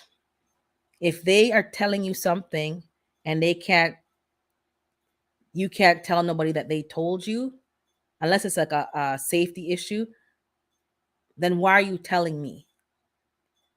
So I'm going to confront the person with, I heard from somebody that I can't say that who told me. That's not how we grown folks should be handling things. And we shouldn't be causing mix up. And If you know someone's going through something and they have enough on their plate, don't be adding to what's on already on their plate. That is just, to me, absolute wickedness, and you're making something out of nothing. That's why I really don't keep a whole bunch of friends. I don't, and I like people, but I don't like people, because when you have a lot of people, all this nonsense starts coming. Nonsense. People texting and call. Listen, you know how much people I have on mute? There are people who are on my phone and they're on mute. When you send me a message, it doesn't alert me there's a message. I will see them when I feel like going into that app or whatever and seeing the messages. Because your peace, emotional, mental peace is priceless. And I'm not inundated listening. Nanga nanga nanga chit chat, blah blah blah blah blah blah blah blah. Who said, she said, and he did, and that, and to whom and where, what.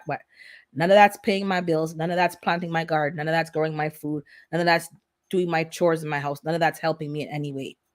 I don't operate like that. And I don't operate like that because a lot of people like to call out your name after and say you were the one who was saying it when you were the one that's sitting there listening to it. So I don't even want to hear it, to be honest, because don't call out my name. Keep my name out your mouth. I don't want to hear it. So keep out of the foolishness. There's some people in this community of YouTube, not just gardening, but all these communities, and they love the mix up. They love cause the mix up. They love carry the news. They love gossip. They love whisper. They love all the different kind of stuff. Keep away from those kind of people. Those people are nothing but trouble, nothing but problems. And the same way they're talking to other people's business, the same way they're talking your business. Trust and believe. Your name's in their mouth. And they're going back to the same people they're talking about and talking your name. So if you're not involved in it at all, it's not going to bother you. And they can't say, oh, you said and you didn't say and you did. Don't even entertain it. Don't even get involved in it. That is, it's too much mix up. I got an email. Somebody was upset because they wanted to know if I was being bullied by somebody else because they didn't like something that they said. And they were going to go and confront the person on my behalf when I didn't even view it that way. And I didn't send the person to go and confront the person. And then that would have been a whole big mix up because they think they're defending me by going to go confront the person because they don't like the way the person talked to me. Me never send nobody, please. Don't go and on my behalf and say nothing to nobody. And I didn't send nobody. And that would have caused, and I said to them, don't worry about that. Not everything needs to be taken that way.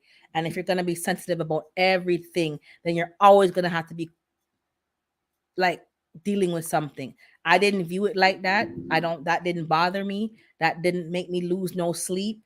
And don't worry about it. I can take care of myself. Don't worry about it. But even that, like, just talk to the person that you think is being bullied, and just, but don't go off and go speak for the person and go. Don't do that, please. Just leave it. Hey, AR guns, leave it alone, please, because we don't need to add and cause problems where there really was no problem. Thank you for your concern, but when you go to the person that you think is bullying, then they think I sent you and I didn't send you, and then it causes a bigger issue.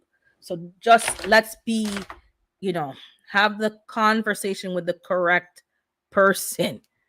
Um, don't, those of us that know, you already know that you can defend yourself, and there's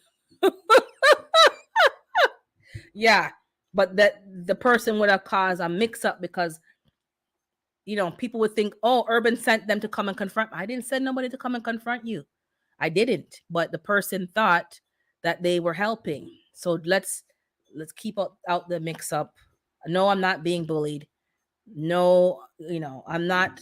I don't let every little thing bother me. If it bothers me, I would, you know, think about it and talk about it to the person. But some of the things that you think bother me are not bothering me. I'm not losing no sleep over it. You know, you have to have a thick skin too, in online and in real life. If every little thing bothers you, you're just gonna always be walking around upset. You know, not every backhanded comment is really that bothersome to me. And I have enough backhanded comments to go back to the person. So don't you worry. If they dish it, they gotta be able to take it back when you give it back to them as well. So let's not, don't worry. If it's something that's serious and you think someone's being bullied, ask the person, maybe, they didn't see it that, but don't go start jumping in and fighting for people and saving their honor. Let's not do that. Hey, good eats. I've been seeing some foolishness.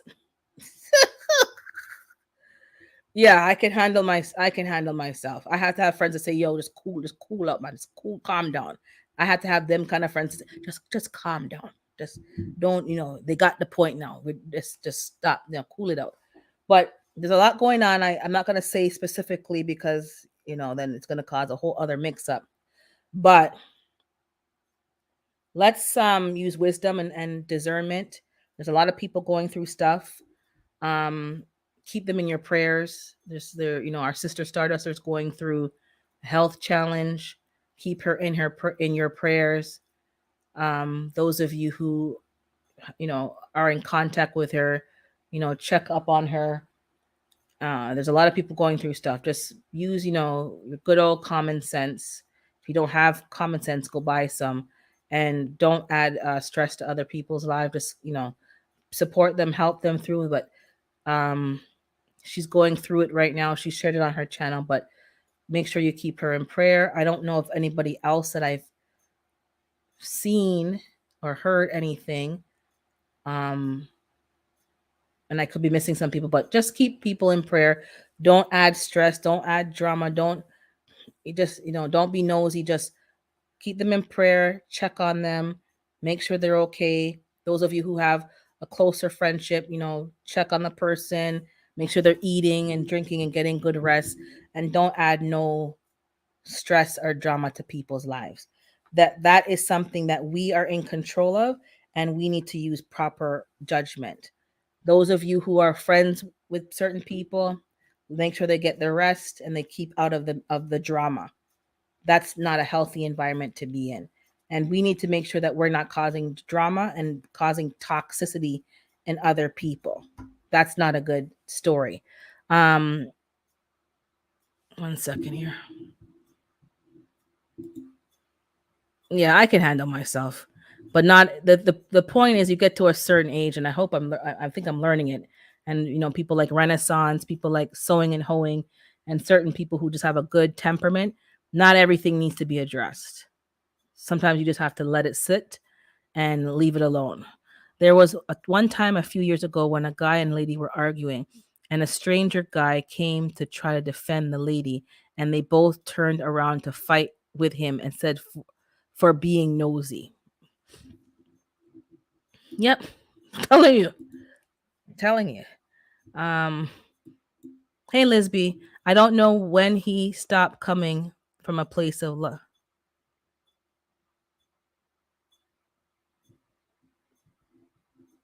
I don't know when we stop. Oh, okay. Yeah, something's going on, and I just yeah, just be conscientious, because sometimes the timing can be off. Maybe you want to check in on somebody or you ask about a particular situation, but if somebody's not doing well, kind of delay that, like the timing is everything. I think some of our timing is off, and wait for the right timing to bring up a certain conversation or something.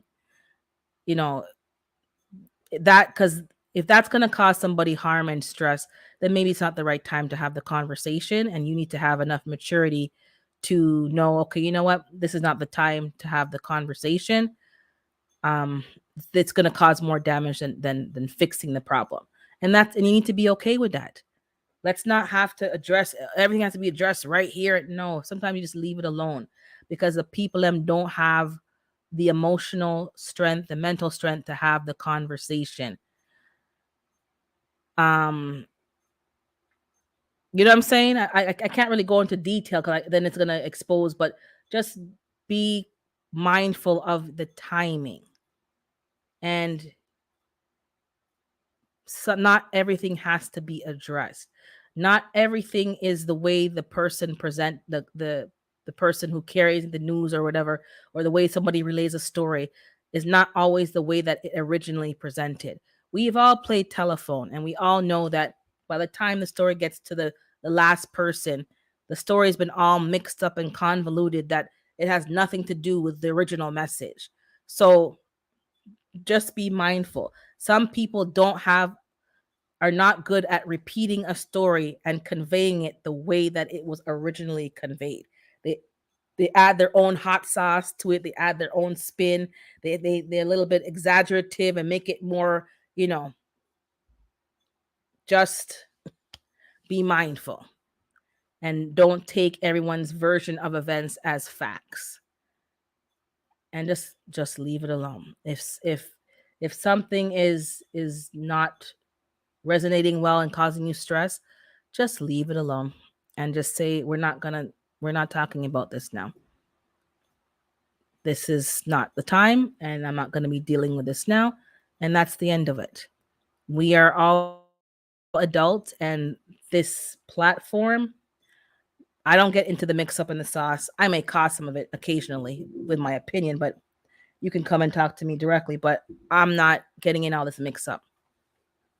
And I don't move with everybody because some people are just very toxic. Just being around them, their energy is off. And I don't have to explain it. I can sense it a mile away. Their energy is just off, and it's not worth my time and my investment. No shade, no hate, no disrespect. It just is what it is. And if somebody's bringing you toxic energy and you need to take a break from them, then just take a break from them and worry about your own situation, because sometimes these are bloodsuckers that come to deplete your strength, and you don't have enough strength to even get through your own issues because these all these bloodsuckers all around you. Just remove them. I have no problem. I don't return phone calls. Like, people think I'm very tardy with email. If I don't feel like responding, I'm not going to respond. If I'm just going through something and it's just I have to just shut everything out, I have to shut everything out. That's just the reality of it, because there's too many things around you sucking your energy, and you don't have enough to even do what you need to do. So, unfortunately, things get dropped to the side, and they gonna stay there until I feel like picking them up. That's just the way it is. People call me and I don't answer the phone. Leave me a message, but we're not having an actual conversation. I don't answer the phone. And then, like, I don't want to talk to you. They don't. No conversation with them has ended up with you feeling good. You always leave and you just feel they suck the air out the room. That's why I don't answer the phone. If you need something and you gotta send me a message and we can talk through telephone tag. I don't take their live phone calls anymore. And my life is so much better. They're not good energy. That's all I'm saying. So there's some foolishness going on in these streets. I'm not a part of it. I'm not in it, but I can see. I got two good eyes and I have a strong discernment. I can see things that are not physically right in front of my face. I get the vibe, and my vibes are on point. Been doing this for years. I know they're on point. So I know what I'm saying without having to be in it. Sometimes you need to you said what you said, basically. You said what you said. You didn't lie. You didn't misinterpret, and you didn't misrepresent the information. You said what you said. And if what I said hit you in the head like a ton of bricks, then you deal with that. But don't come and try to make me feel like I said something wrong. And that's for whomever needs to hear that. If you said what you said what you said. End of story. That's the point. If it was the truth, it was the truth.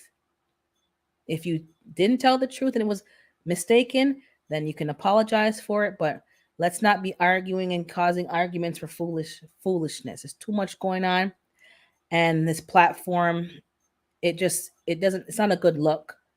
It's not a good look when and when you're watching things and seeing things, and you just watch with discernment and see what's going on and move accordingly. Not everybody you need to be moving with. You don't. You don't. Keep your circle small and tight of your core group, and everybody else can just be acquaintances, but be very careful who you allow into your circle and who you allow to have access to you. It's very be very careful. That's all I'm saying. Some people it doesn't matter because you don't, you're not affected as negatively by people's negative energy. People like me, the energy is very draining, so I have to be very careful who I allow around me, because their energy is just, it's just, you can feel it more, and it just makes it off. So I have empathic tendencies, so I got to be very careful what kind of people are around me, because their energy is just eh. And I don't like to waste time having conversations about the same thing. Hey, Grammys Journal. Hey, Starduster. Hope you're feeling better. Um, yeah, like when you're an empath, like so I have to be very careful what people I let around me and what energy I let around me, because it's toxic, which is why I'm very adamant about my personal space, and literally, and my emotional space, what who's allowed in that space, how much time you give them in your space, who I have in my home. I'm very, somebody was offended, and again, I don't really too care. I'm the kind of person that you don't just show up at my house. We can meet outside in the backyard or in the garden or whatnot, but I don't let anybody and anybody in my house. That's just the way it is. I make no apologies for it. And if you are a person that is close to me and is allowed to pop up at my house, you know you can come and pop up at my house. But if you and me don't have that relationship, you should never pop up at my house, because you're not coming in. Straight up. Um that's just how I roll, because I don't want your energy in my house. That's just, and my parents were upset with me because I said, I don't care. I I know how people roll, and I'm not going to give them an opportunity to be, have that energy in my house. They're not coming in the house. You don't first of all, it's rude to show up at somebody's house and you haven't been invited. And there's more to the story than just that, but that's the short version of it. And it was my former in-laws, and they, you know and my name was in their mouth already, so it didn't bother me. Keep my name in your mouth. But you're not just going to show up and then come into the space. I don't care about proper manners and whatever. That's my sanctuary, and you're not coming in there. That's just the way it is. Let me just catch up with the chat. Yeah, so just be very careful who you let in your space, and that who you give access to you. Um yeah, don't come to my, and I have popped up at people's houses, but not to go inside. Like, you drop off a gift or something and someone's not doing well, and you bought them some groceries, like, you go and you drop off, but I'm not expecting to walk in. I drop off, I say, here's a card, here's whatever, and your act of kindness, and you leave. But I know how I roll, and they're like, they had my name in their mouth. Oh, she didn't even let us in, and da, da, da. Yeah, but you forgot the part that you just showed up at my house uninvited. I've never come to your house. Oh, we showed her hospitality, but you knew I was coming. It was an open door. It's like, don't compare apples and oranges and think that it's the same. It's not the same. So my name's in their mouth. I don't care. I didn't lose any sleep over it, because we don't have that kind of friendship. You shouldn't have just come Yeah, give me notice. Give me notice. I don't, you know, and I'm a good host. I don't mind hosting people when I know, but don't just show up to my door. I'm not one of those people. I'm not one of those that you can just, you know, I don't want you in my space. I just don't. And that's just the way it is. Oh, now I remember something else to tell you guys on a happier note. But before, just be cautious about people. And if people misrepresent you, because that happened to me a lot, and they twist it to make me look like the bad person and them as a victim, don't worry about it. If people want to believe that story about you, then they let them believe it. I'm not here to correct or your opinion of me. Yeah, lashes, don't do it. Don't do it. I'm not I'm very particular, and people's energy lingers in the house after they're gone. It just lingers. And it's those who know what I'm talking about know what I'm talking about.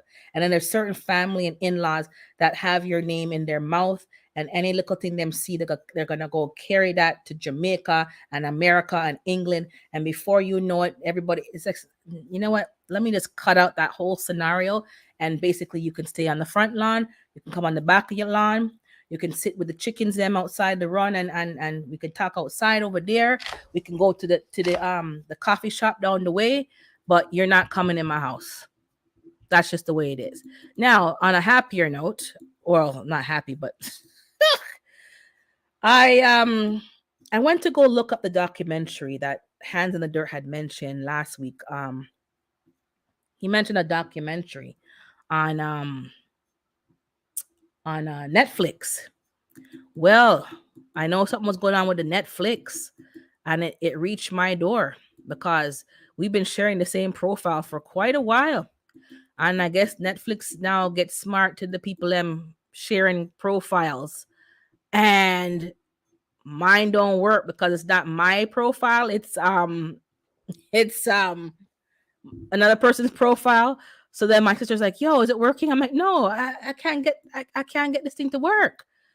And we realized that they cut us off. There are people all the way in Mexico that be knowing my business, and I ain't even from.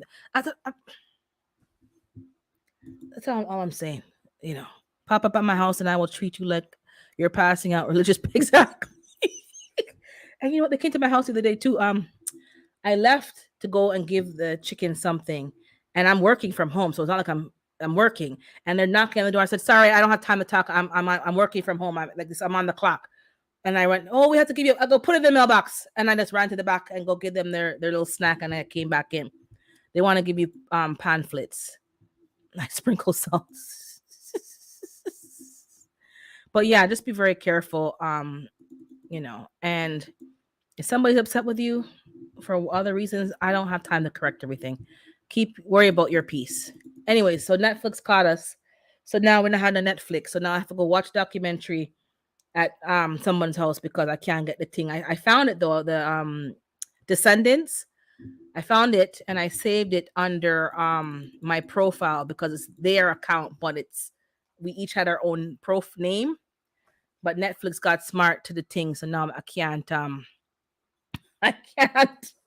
use Netflix at my house. Very upsetting. Like after 5+ years of sharing an account, Netflix wants to make their own money. Oh, you want to mail a pamphlet to?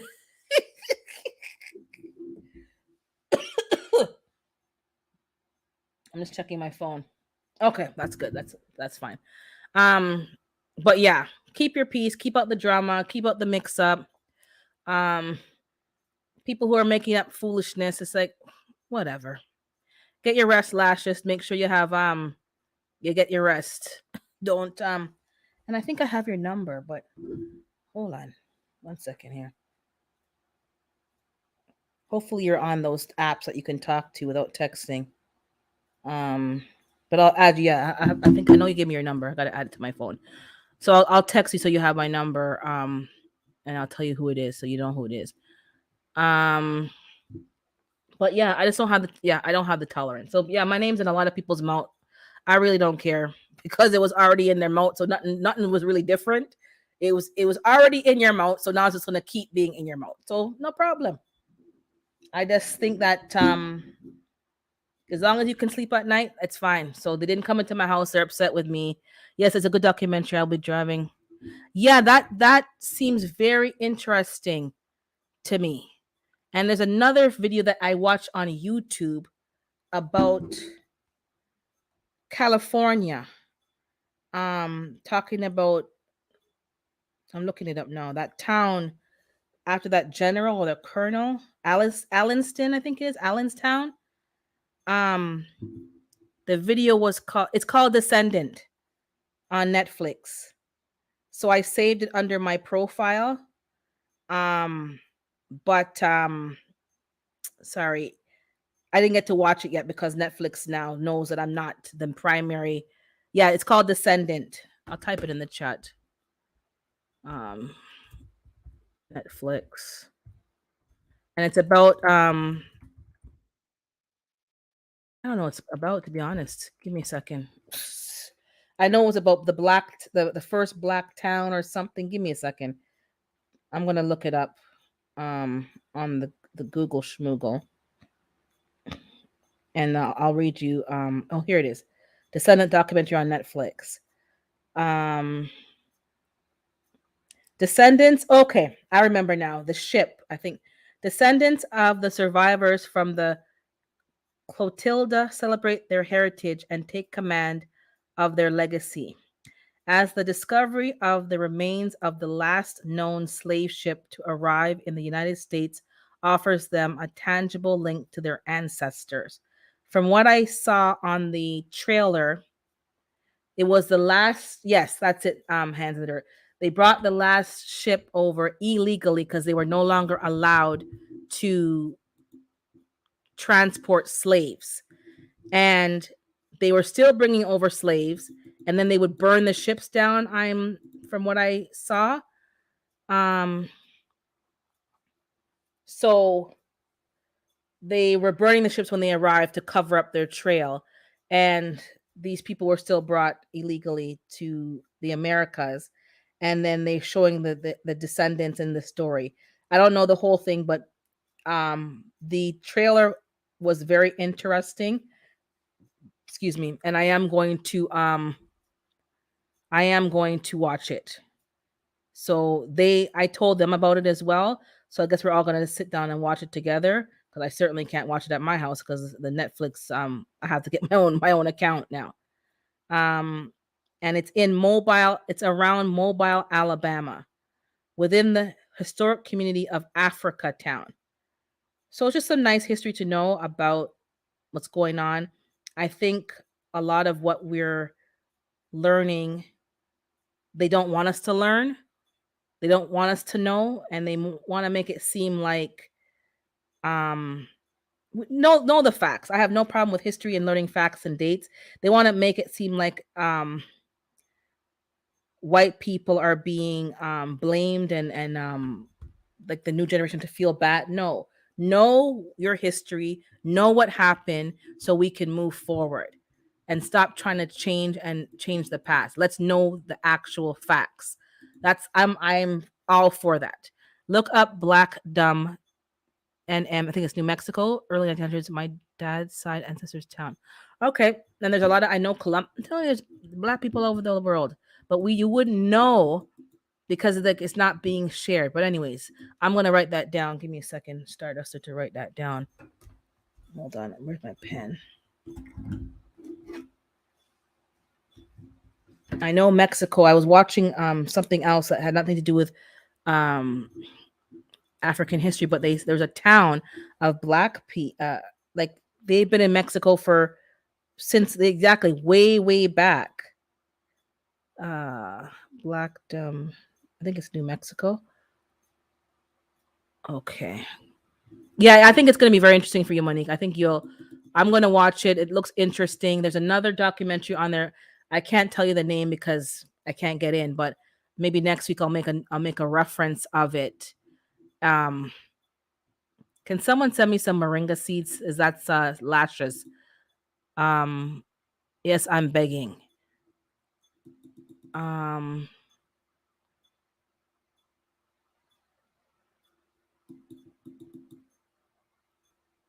they're not growing. Maybe you hey my fly family.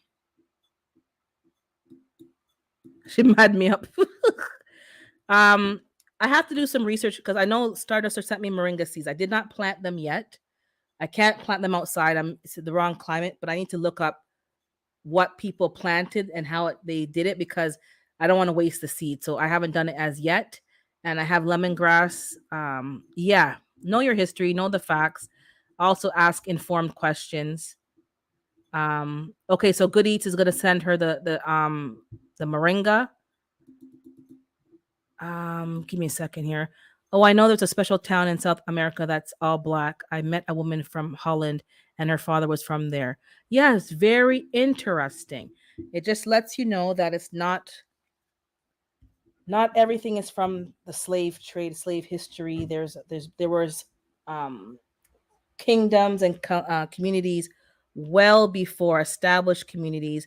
There were people who were sailing the world and trading well before, and there's a lot more history besides what we've been shown. Um, there is an African Mexican community in Mexico. They are fighting for equality. Like who are you telling? And I think even the people in it wasn't Mexico, but it was another Latin island. And there's a black community that was been there since the beginning, and they're smaller and smaller. Not Costa Rica. It's not Colombia, but it's I can't again. I'm gonna have to find it and make sure I jot it down. You guys may know about it already. Um, okay, Gina's also sending.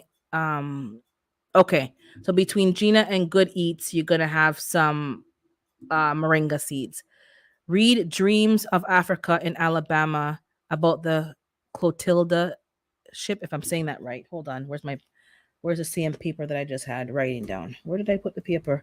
Oh, see it there. Hold on. Let me write this down. So the book. I did not know about the ship. I know, and I learned about Amistad because Debbie Allen took the time to inform us about it and did the movie. And I did not know that the whole court case and that they want like there's a lot of stuff that we don't know. Alabama. I think knowledge is power, and the more knowledgeable you are, the more helpful it's gonna be. Okay, so I'm gonna add that to my book list. Give me a second to catch up here. Yeah, you should be sending us Bringer from the island. I'm thinking they might be too old now, Urban. Same seeds I sent last year. No, I don't think they're too old. Seeds can last hundreds of years if they're stored properly. So maybe I know for my Jamaican sorrel, I had to soak it in peroxide and water for two. Yes, maybe it's Nicaragua or no, it's not Belize. It's not Panama. Maybe it's Nicaragua. Well, no, I know Haiti's already strong black presence there from Africa. I know Guyana has had a coup in the 1700s. No, it's probably Nicaragua or somewhere there. It's not Belize because um it's not Belize. I know that. No, but and back to the seeds. I soaked mine in peroxide and water, and then I planted them, and my sorrel germinated just fine. So sometimes you have to do a little something just to make sure, because from what I saw, the shells look very thick, so they probably take time to open up, like kind of like okra. So sometimes you got to soak it first, or use a heating mat to ensure germination. Because even my ganja seeds, I didn't soak them, but I put them on a heating mat and really put it in a sealed cup so that really got humid, and they germinated no problem. So you have to kind of do some reading first to make sure. If it's a thick shelled seed, you have to use a heating mat and to make sure you for sure get germination. If you're not in a hot climate, my moringas keep having problems too. They sprout, but then they decide they don't want to continue. It's is it the temperature? That's what I'm thinking. That's why I didn't try them yet, because I want to make sure I kind of know a little something I um before I do it. It could be Honduras. It could be. They're called the people are called, the letter L, like the lengua people, or I can't remember. I watched a video. I'm gonna have to go back and find it. It could, and they're on an island, and someone was looking for the lengua people. Hey GT, I can't remember. I'll find it, guys. I'll find it. It's not something that I'll bring it up. Oh no, it's not Puerto Rico. Not Puerto Rico. I would remember that. It's a place that I would not have um really thought that there was a strong black community there from generations. Um but yeah, all over Central and South America, yeah, there is. That's why they're mostly, this is what we don't understand, that they've changed the demographics, and they're trying to, you know, of Road of Jamaica. I'm telling you. That's where I got my guinea weed hen. I made some sea moss this morning. You should try it, Adjuster, too. It's the best thing. Trying. Um, Monique wants some sour sap seeds. I don't have any, unless I go buy a sour sap and use their seeds. I don't have hey but I have sour sap leaf. I'm gonna make some tea. Yes, I'm gonna make some tea from that. Um but I think if you soak the moringa seeds, because if Psalms got hers to germinate, the problem probably is the temperature for it to continue growing. And if it's a tropical plant, you probably need to give it the heat mat longer for it to really start to grow. Um, but yeah, okay. I went for longer, but now I can close it off. Blah blah blah. Just yeah, be as informed as possible. Learn your history. There's a lot of history being lost. It's not in books. It has to be passed down verbally. So just check out these documentaries, support them. People are doing their research to pass it on. But if you don't watch it and support it, it's not gonna get out there. My turmeric. I'm gonna try your way too. Okay. Lash. I always keep laughing because Lash just put turmeric in the porridge, and the child didn't want no porridge. Turn him off. She put the chia seeds in the porridge, and the turmeric in the porridge, and Aiden was so upset. He wants his porridge a certain color, and she gonna make it orange and yellow. I'm making 4 gallons of tea right now that has tons of moringa in it. That's what I was watching. I was watching Renaissance's video, and she's going through some stuff. I'm trying to get my herbs in order. I was watching last night. I don't have I have catnip, but I don't have stinging nettle. I heard some stuff about that, and someone was talking about another herb. I can't remember. Is it Colombia? That's what I was thinking. Hands in the dirt, because something was like, I think it's Colombia, but I think it's off the islands off of Colombia. Yeah, that sounds right. The ling some. Anyways, don't quote me because I know I'm saying the wrong name. I'm saying the wrong name. That makes sense to me. Thankfully, I have moringa tree already established. I'm telling you, yeah, just my sorrel was fine here. I got to germinate. It did very well, but I did use a heating mat. I did soak it. I did certain things. But I'm surprised because Lashes is in Florida. So unless you planted it too deep or it was too wet, that may have been, I don't know, I'm not saying for sure, but that could have been the problem. Maybe it needed to be in the sun and not in the shade, and to dry out the soil. The real history is very fascinating. Um, this creator named Ace, he travels to all these places. I think that's what it is. It's not, I know it wasn't Belize, it wasn't Panama, it wasn't, but, and there's actually structures and statues and a whole, like those ancient artifacts. So they were there from long time. Is that it? Linga. Okay, that sounds like it, Misty. Yes, I'm saying lingua, but I think it's the Lingas people. Yes, that I think so. You guys already know. Thanks for yeah. That's the you can do some reading on them. Very interesting. But please don't ask me to ship it as I don't know how well it would hold up traveling. Oh no, no, no. I'll have to find you when I'm in the States. You're on my list of people. So even though I said don't come to my house unannounced, But it wouldn't be unannounced. I would let y'all know if I'm gonna be in a certain state and just say, "Yo, I'm gonna be in the state. Let's arrange something." Um, but yeah, are you in St. Louis, Miss? I can never remember. I keep putting you in Ohio, but you're not in Ohio. You're in St. Louis. Yeah, I'm gonna soak the next and see. Yeah, like I'm gonna Oh, type hashtag urban if you want to drop your link, Starduster. Um, some people call the Kalinga. Okay, I know it's okay. I knew it was an L, the Lingas people. Yeah.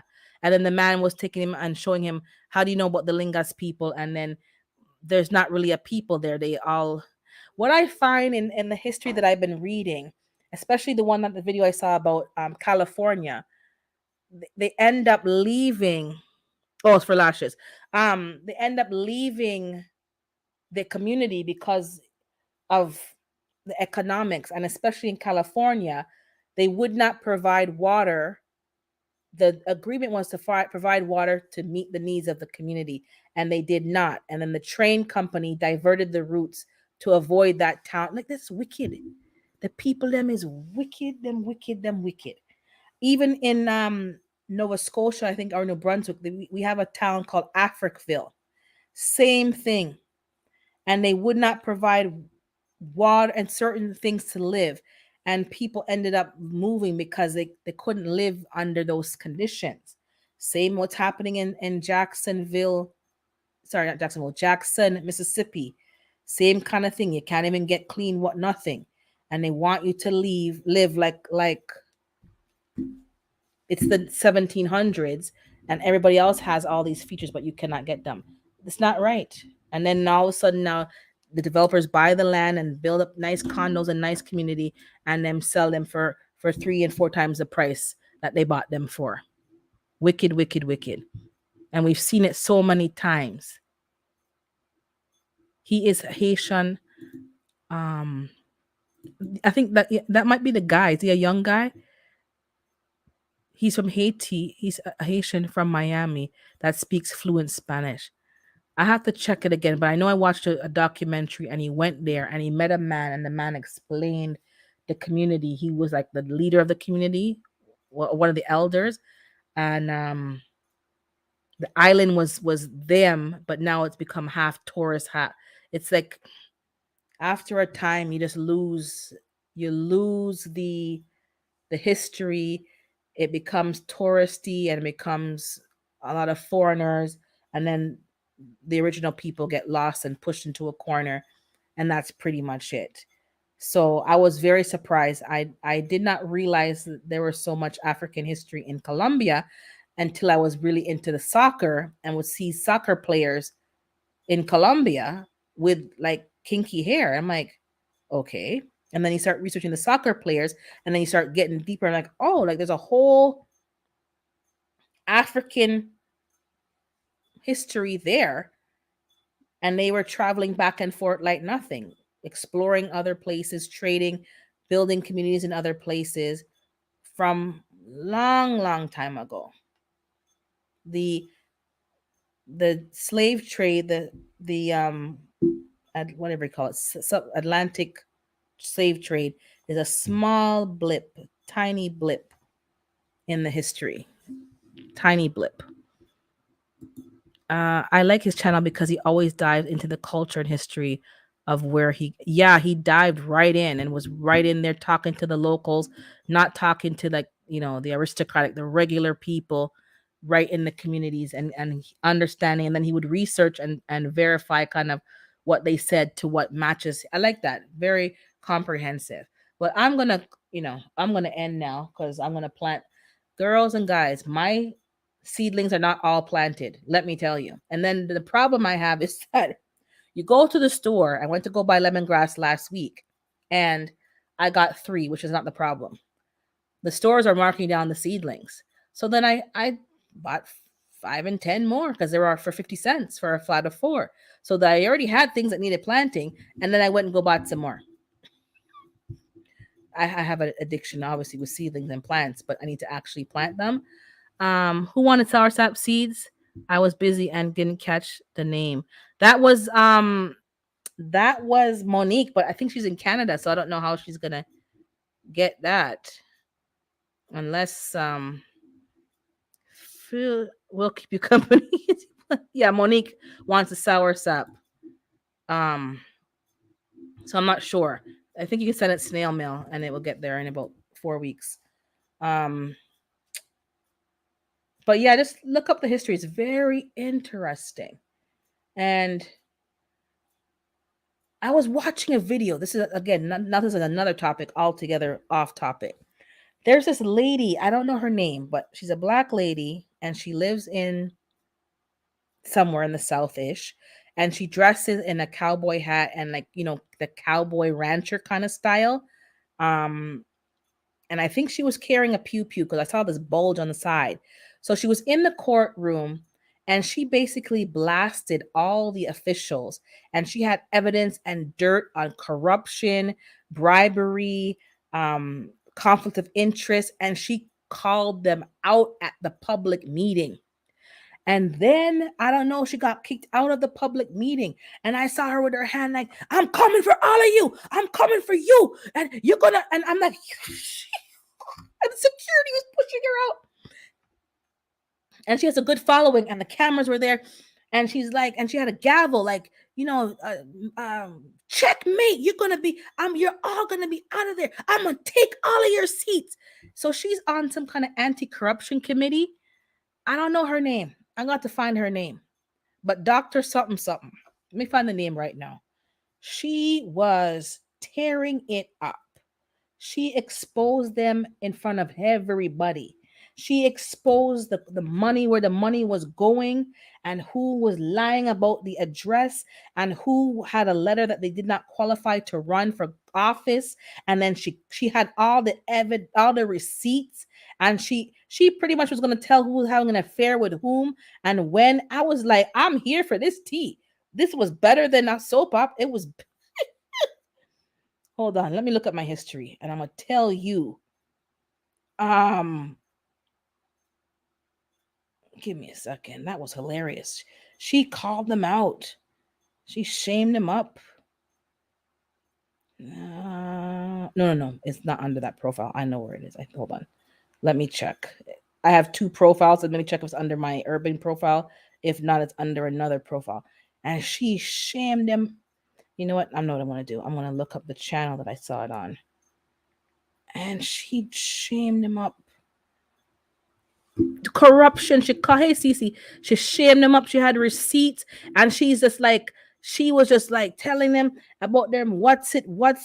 And then the people were like, had to sit there, and she had her time slot, and she just exposed all of their dirt. And then, oh, it was hilarious. Let me find her name. Dr. Something. Oh my goodness. And she is on the anti-corruption squad.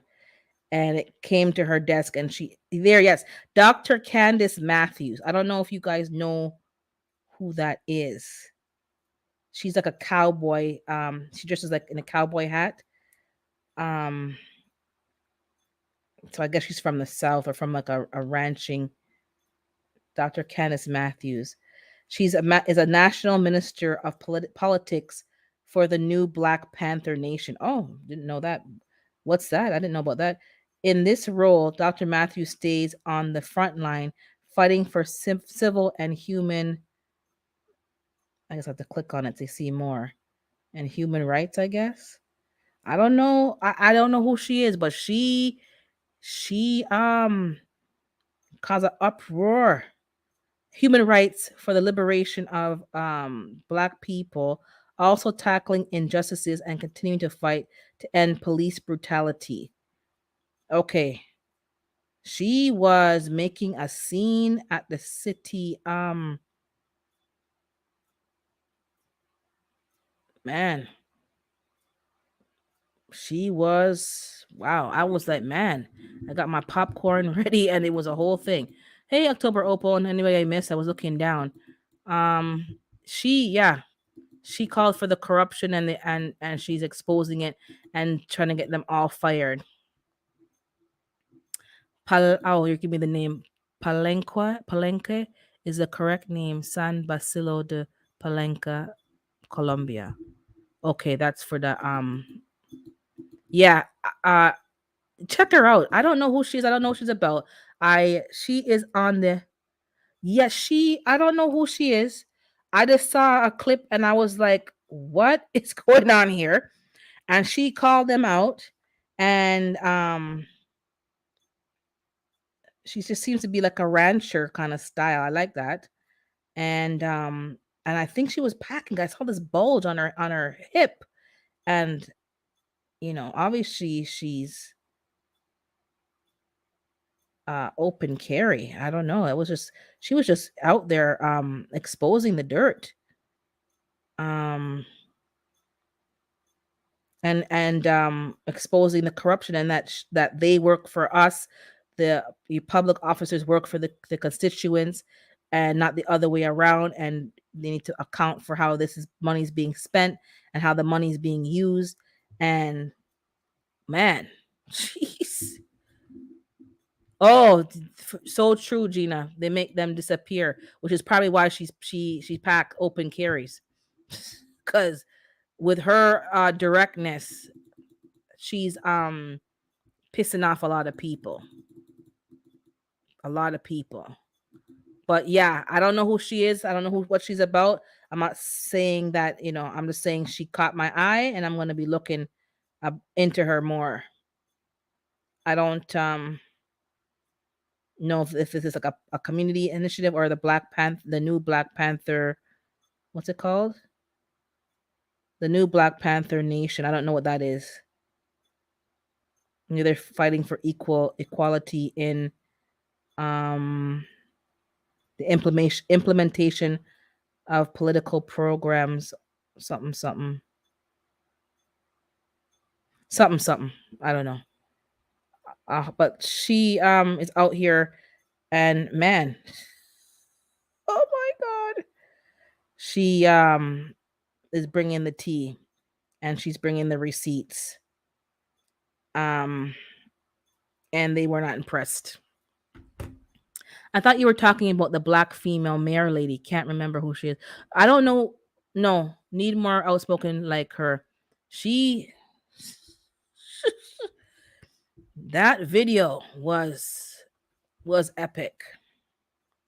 And the people them couldn't say nothing. She had the name of the roommate, and the roommate was living with the senator or the whatever the council person, and then the money was going there, and they knew the money was going into the same household, and that's not allowed, and the conflict, and then she went through. I'm like, man.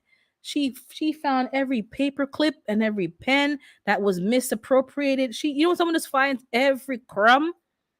She found every crumb and had the paperwork right here in her hand. And Missy. And then who got special deals and contracts and got paid $100 and something per hour to be a consultant for the thing, and they're not even qualified, and who approved. She had everything laid out. I was like, oh my goodness. Just checkmate. It was checkmate. Houston. I think she's in Houston, Texas. Anyways, check her out. She was very interesting to me. She caught my eye, and it seems like she's doing some work on exposing the corruption on the local level, at the city level, and maybe even the state level. True, yeah, right. And from what I understand, Monique, our government is bringing in some kind of censorship, something to censor on social media. My goodness. If talking riddles, Dr. Kenneth Matthews has 15 years of experience working with children and families here. And okay, so it is Houston. I could just tell by the way she was dressed. She's in some kind of town or state that does like ranching and cowgirl kind of style. You can tell by the way she dresses. She's from. So it doesn't surprise me to hear Texas. It doesn't surprise me. She seems like she's like she don't play. She don't play. I was like, she came with her own gavel and she went plam plam. I was like, This is crazy. And then the security guard wouldn't dare touch her because she would probably drop kick him. You know when someone is just ready? She dressed more Dallas style, not Houston. Okay, Dallas. I just put Texas in that whole bunch, but I guess it's not in that whole category. 'Cause I know there's East Texas and there's North, there's different areas. But Dallas, yeah. She's a piece of work. She's a piece of work. But I like what I saw so far. If she's fighting for equality and she's fighting against corruption, then I have no problem with that. Um, that's pretty much it for me. I'm gonna try to plant some stuff. I am gonna have some tea. I'm gonna check on the girls for the last 2 eggs. They gave me 4. I need 2 more. I'm supposed to get 6. Um, Let me see here. Oh, you okay? Yes, they are. I am now using a VPN to get around it. Okay. I need to get one because, and that's exactly why. And a lot of people are being shadow banned. Hey, Tori, um, take us with you while you plant. Oh no, I can't. You guys, that's gonna slow me down. I need to just go and bang them out. I do speed planting. I do 5, take a rest. Do 5, take a rest. I need to get the stuff planted, but and I'm cutting down the rest of the stuff. Well, I'm going to record the parsley on that unit for the herb garden challenge. That was my backup parsley. I'm going to record it because that unit is being emptied today. The fennel, everything's being emptied. I'm going to get the tops to the girls and I'm going to juice the rest. I'm done. These aphids are just, I'm done. Everything else is going outside. I have a few things that are outside that are not planted. None of my watermelon, my cantaloupe, they're not planted. So I'm going to plant things even in the lawn. At this point, I'm done. I'll just lift them up, weed whack around it, and they're going to just go anywhere. I'm tired of how did I scale back my garden, but I'm still not finished planting, and it's almost the end of June. Obviously, I didn't scale back enough. This is just ridiculous. So I need to get the stuff in the ground. Um, and it's hey Erica, and it's raining, and the mosquitoes are out. My neighbor has not mowed the back. The back of his lawn up top is at least 3 feet high. I know we're talking about HOAs with lashes the other day, but I'm not complaining on him because at this point, what I'm doing is pretty much not allowed either. So, see no evil, hear no evil, speak no evil. I'm not complaining. I just got it is what it is.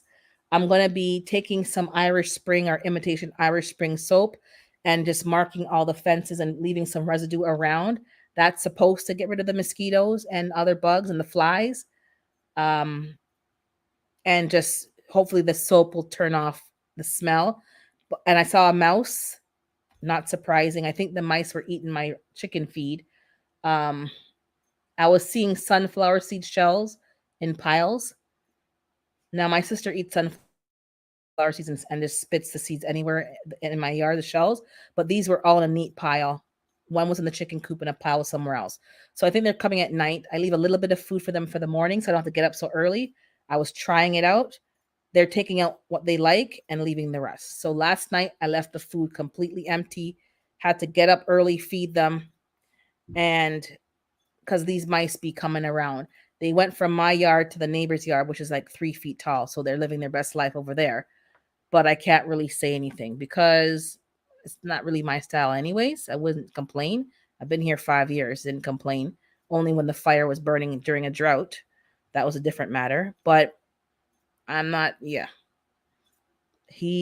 I mowed the front lawn. I mowed both of our sides because he mowed it for me last time. So I did mow it this time. He did come with the cutlass at the back and started cleaning up the weeds, but he didn't keep going. So I'm praying after it rains, sometime he'll just mow the lawn because it's just attracting too much wildlife. Oh, you planted corn? You and your second around the corn. I'm kind of salty, I'm very salty. She's been eating corn and food, and we just getting some stuff coming. you Texas farmers, keep that to yourself. You and David Corey, I don't want to hear about it. But my corn is coming along, and he came on in. Oh, Tori heard. Are those weed spraying? No, that was my parents' house. The weed spraying neighbors were at my parents' house, which I told off, and I haven't been back since because it was just so upsetting. Um, and I don't think they talked to my family. They haven't seen them back there. That was just grimy. My neighbors, my personal neighbors, is like the don't take care of your backyard property neighbor, don't mow your lawn until July neighbors, and the weeds are 3 feet tall neighbors who want to yeah, those are my neighbors. And it's not all her fault. She has health issues, so her son is supposed to be doing it. He's not really doing it. So yeah. Take care, Starduster. Um, yeah. So they have their own issues, so I have to just make it work. The mosquitoes and the flies are heavy. The flies are coming from the manure, but it's certainly not helping that someone's yard is overgrown. And I hope he takes care of it because I don't want the city to call somebody else to call on him and in turn see what's going on in my backyard, which is not really anyways. Yes. Um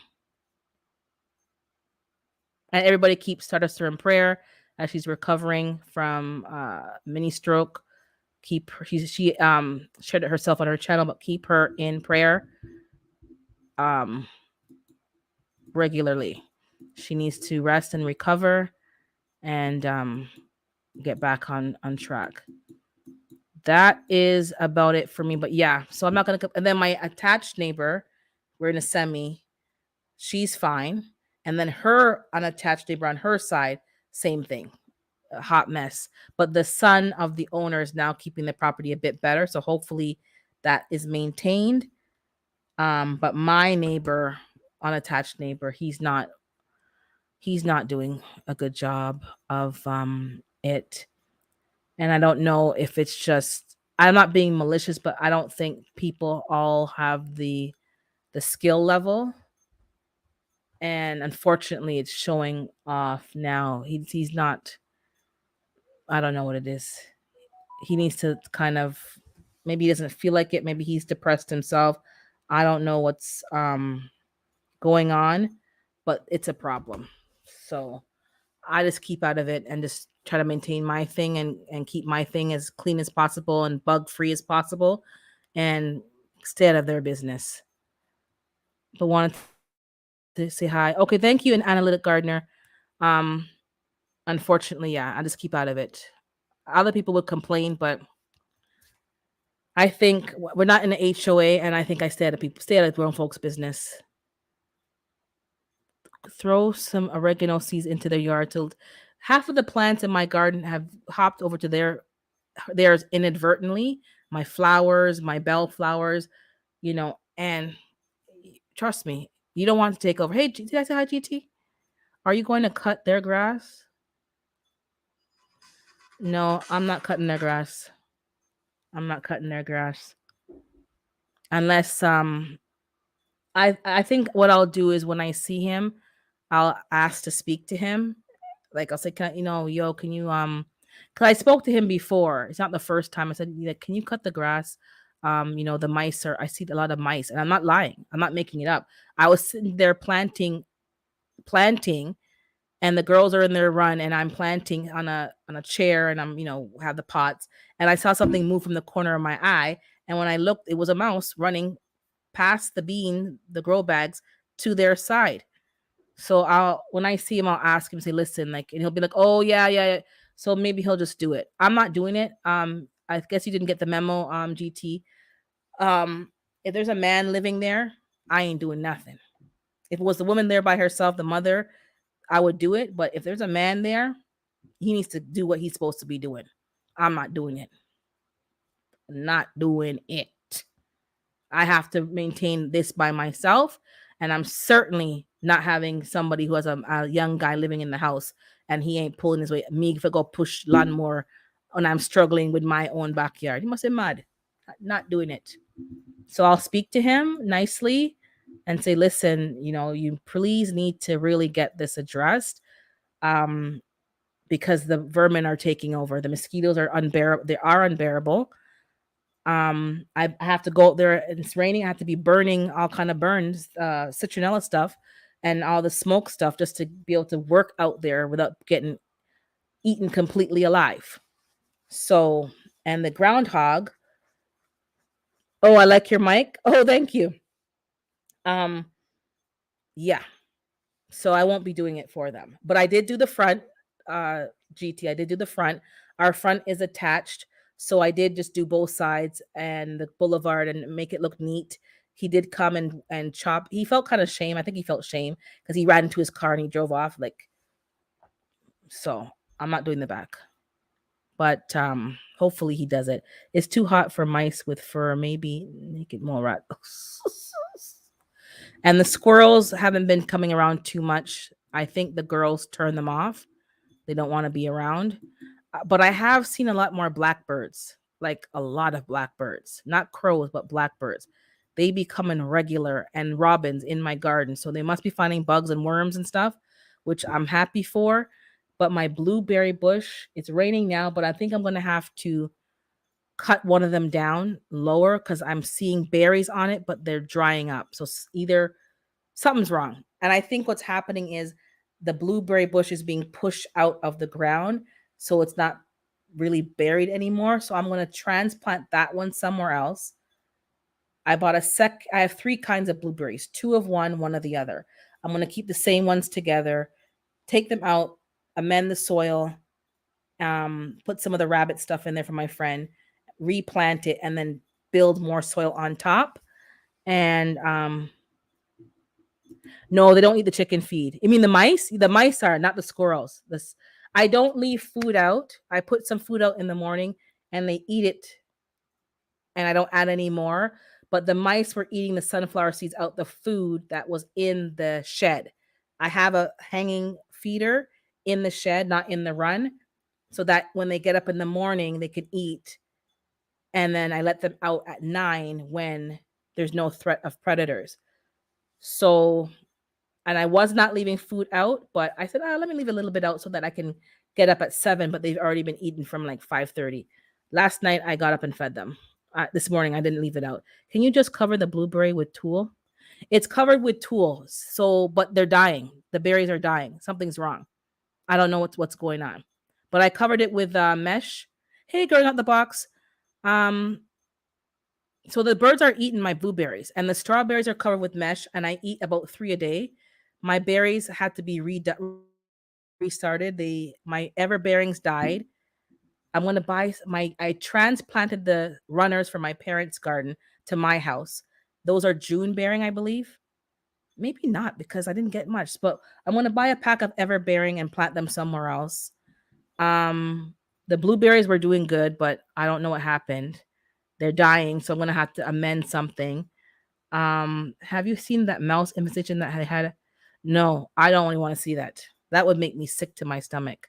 If that happened, I would just burn the block because that's disgusting. Um, and they stink. Have you ever? Ugh, mice is just nasty. Um, and that's about it. But everything else is doing what my trees are doing well. My fig tree, the one that had fruit from the garage, the Negroni Bordeaux or the Bordeaux Negroni, whatever, something Negroni. You know what I'm talking about. It had fruit. The fruit dropped off. I think it was irregular watering. I took off the fruit. It's leafing out again. I'm keeping it watered. I got my other fig trees. I'm gonna post those pics on the community tab.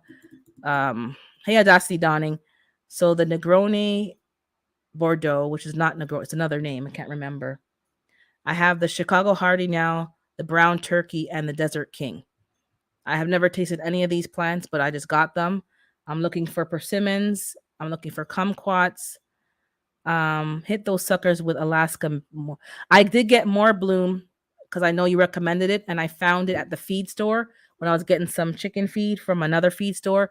So I bought some more bloom. I used it on the oh, Chichi's making me sip longer. I used it on the radishes and everything actually. I used it on everything last week. The eggplants, the radishes, the corn, the beans, the running beans, the bush beans. I use it in every plant. And I did not know that it was also made with fish, like the 511. So I'm using that, and I'm using the sea kelp. So that's what I'm using. Hold on, let me bring up GT. Hey What's up, GT. girl? Not much, Hey, man. yeah, excuse my hair. My hair's all rolled up and everything. You're always talking about your hair rolled up. You're like, how is black people hair supposed to look? You have regular black people hair. I know, but I'm supposed to groom it. I ain't grooming today. It looks fine. It doesn't look like nothing. I took a shower and washed my face and all that stuff, put grease on my hair and brushed my teeth, but I ain't put no lotion on or nothing. But It's I'm all right. listening. Where did you purchase your fig trees that you have, or you got them from cuttings? I got from a nursery called Whiffle Cliff in Ontario. We have a nursery here that I found that grows some trees, and then we have a tropics something nursery. I got the Chicago Hardy. No, sorry, I got the brown turkey from Tropics Canada. They also sell persimmons and stuff, but they don't have any in stock. And the ones that they had were over $100. So I'm like, nah, star. I want like a 1 gallon. I'll take a 1 gallon one and let it build up. But they have some other ones that are pickup only. So that's why I haven't gotten, because I would have to drive 2 hours to get the cheaper ones and pick them up. Some of them they don't deliver. Some of them they said you have to pick it up because if they ship it, it's just gonna damage and it's like forget it, it's not worth it. So I have to make a time when I can go up there, pick it up. And there's also another farm over there I can also kind of meet and get connected to see if they can sell me some of their merchandise as well as some of their meat and stuff. So I'm gonna wait and see when I have time to drive out there, make an appointment that they know I'm coming, and then get some trees. I want a kumquat, I want persimmon, and I want some pawpaw trees because those are cold tolerant. I don't want right now things that don't grow in my zone. I don't want to waste my time right now. I am gonna get lime and citrus, but let me get what's gonna work outside and survive on their own before I start getting all into citrus and all kind of stuff. I don't want to waste my money. But yeah, Yeah, and I I had think got my fig cutting. Stark Brothers ships to Canada now too. I saw Stark Brothers, so I can order from them as well. They opened up the market to I had one. Canadians. But I had sorry, go one ahead. bad experience with Stark Brothers. I spent about $400 about 3 years ago, and I haven't went back again. Oh, It was the just a trees terrible. died. Yeah, like 50% of the trees died. They shipped me at least two of them was dead when I got them, and then What? they don't. Yeah, I promise you, I and they gave me 50% back on half of the order, and that doesn't include shipping. And And shipping Alaska's is expensive for shipping. yeah, it's like $175, or I think it's $75. I think, but I had bought like 4 or 5 lemon trees, and um I bought a whole bunch of stuff. I can't even remember, but I bought it and they died. And I called them. They told me to do the scratch test, and I said I did it already. They did. They They sent me did, yeah. 50%. So that was a bad experience, but I haven't went back. Um, but I've been doing cuttings. I got my fig trees. I got the Celeste, I think it's called, and I've had that over a year. And it's got the little rebus, I think it's called, the little Yeah, yeah, fruit yeah, on yeah, it. Yeah, so I gotta pot it up because it's not it's in the solo cups. It's in the solo cup and it's doing what it do. And then I got a new variety, the Black Mission. But I want the Black Mission. I think I heard Odom them talking last week on his Thursday live between him and Broke and Honey Slanger. They're talking about their fig trees, and he got some names I never even heard of. I'm like some celestial something from. I said, what kind of what? And he's like, man. I'm like, he was like drooling. I'm like, I need some of those, man. I need some of those. Now there's a lot of them that you can get as cuttings, and cuttings are very easy when it comes to figs.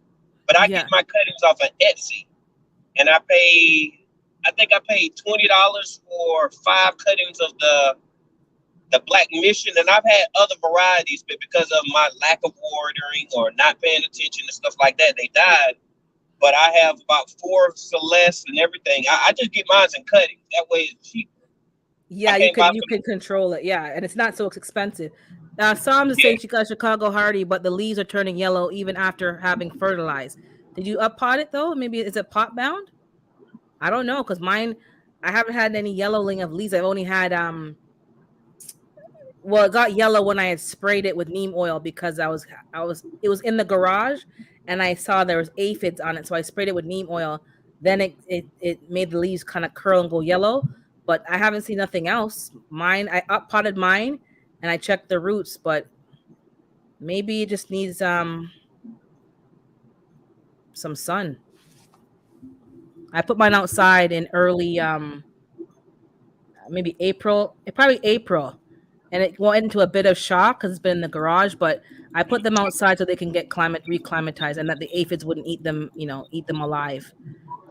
Give me a second to see. Be careful with more bloom; it will burn. I only use a tablespoon.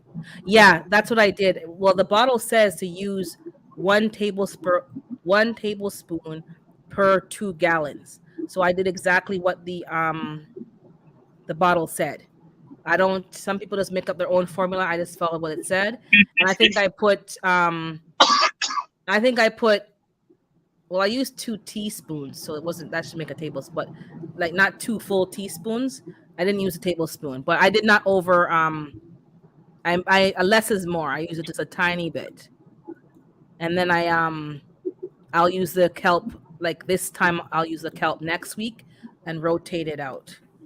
Um, I did not feel like using banana water. It's already rainy and yucky. I just said I can't be bothered right now.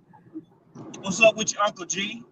Yeah, Uncle G killed us on Brain Games yesterday. My goodness, he hasn't been there for months, and I kind of liked when he wasn't there because he came and killed us. Like we were not even close. Yeah, I can't. I ain't that good at that game. What's up with you, Tori? I can't do if it that well. if your Wi-Fi I isn't be up to standard, you're not gonna get your type from here to Kingdom Come. Nothing's going through because your Wi-Fi is lagging. and I'm not good at that type of like that Word format. games, yeah. Yeah, but I get on the board every once in a while. I be happy. Trust me, here's happy to see your name on there. The last name, I don't care. Yeah, I'm like, yes, for I'm on the sure, for board. sure. And then and Tori, he's like, talk to me, tell me something. Yeah, yeah. Yes, yes, yes. We're like, yeah, yeah. Oh my goodness, it's hilarious. And I was growing onions and potatoes inside the house, and we opened the garage every day. And my wife, she let the garage up a little too much this time, and the light fell on my plants. I'm like, oh man. So I was like, well, might as well just take them outside. So I took them outside.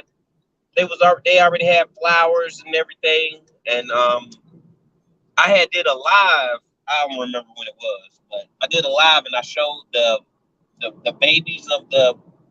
I started it from seed. It was my first time starting onions from seed, so Mhm. that was pretty cool. Yeah. So I think next year in January I'm gonna start seeds again and do it. I think that was pretty cool. Yeah, I yeah, like, yeah. I've been planting a lot of onions in my stuff because of hands in the dirt as a deterrent. So I just drop seeds in the pots, onions, shallots. I didn't do as much this year, to be honest. I kind of transplanted the garlic and onions, and I had a box of onion starts, the bulbs. They all yeah. dried up, so I had to throw them in the compost. But and I had a lot more marigolds because they were on clearance at the garden center because nobody wants them, and it's almost July, so they were like 50 cents for four. So I got more marigolds to intercrop with everything, and but yeah, I like to do onions because it's just a good intercropping, basil, and keep the bugs away. Mm. But that's what I'm doing. But yeah, Uncle G tore up, Yeah, my man. garden's looking pretty good out there. It just I saw your last video, where you're showing the chicken coop, but I wasn't sure if it's going outside or is it staying in the garage. That's where I wasn't sure. It's going Is outside? that's the garage version? No, that's for inside. That's the inside one. Oh, so you're doing I had two. to You're get doing them. one for inside and one for outside? Yes. You Okay, you okay. you when I be showing my chickens, you make your comments, you be like, do they have enough room? Yeah, And I I was kept like, I was listening to concerned. you. I'm like, they look like they're in Yeah. a sweatshop. So I I'm like, knew that 'cause I needed. I know that I they knew. fight because you told me they're gonna fight regardless. Because I remember I asked you, Yes. and you're like, they're gonna fight regardless. But then I'm like thinking, when they're in confined spaces, it just makes them more hostile. Because when I gave them the outdoor run, all that pecking toned down. Like they were pecking each other in their head and just pecking, and now it's much more calm. They still fight, but not to the same degree. So I'm glad you're giving them more room because it just makes them happier. Yeah, and see That's that good. they've been like that for a couple of months now, Hmm. and they found one that they pick on, and I had to buy some Oh, the stuff to picky put on the thing. back of her. Yeah, the panty Yeah, pick so I put thing. that on there, and we have to. Well, my wife, what she does is she closes the other chickens out of there, and then she just keeps the one that was getting picked on inside because she had got smaller, Yeah, and because so she they did won't let her that. eat. They won't let them eat. They let them No, eat last. Yeah, and they're they won't wicked. let them lay an egg either. So she was doing that because I be doing it, but then I have to go and mess with my plants a little bit more because it's warmer, so I have to water a lot more. But she's been on point with it. So yeah, so we took the potatoes and Cattle onions family outside farm. yesterday morning, and I Mm, got it in those little flimsy little greenhouses or whatever that you buy for like $65 or whatever. mm-hmm. It has like 4 shelves, no, 8 shelves, I think it is. And I put it out there, and they're doing good. I can see the condensation all on the side or whatever, so that's doing good. I'm happy about that. That's But good. I've never had a fresh fig in my life. Have you? I had some from Costco. I sometimes get fruit from there. I got a black mission fig. That's what they had carried, and that was nice. And I got they have like yellow kiwis.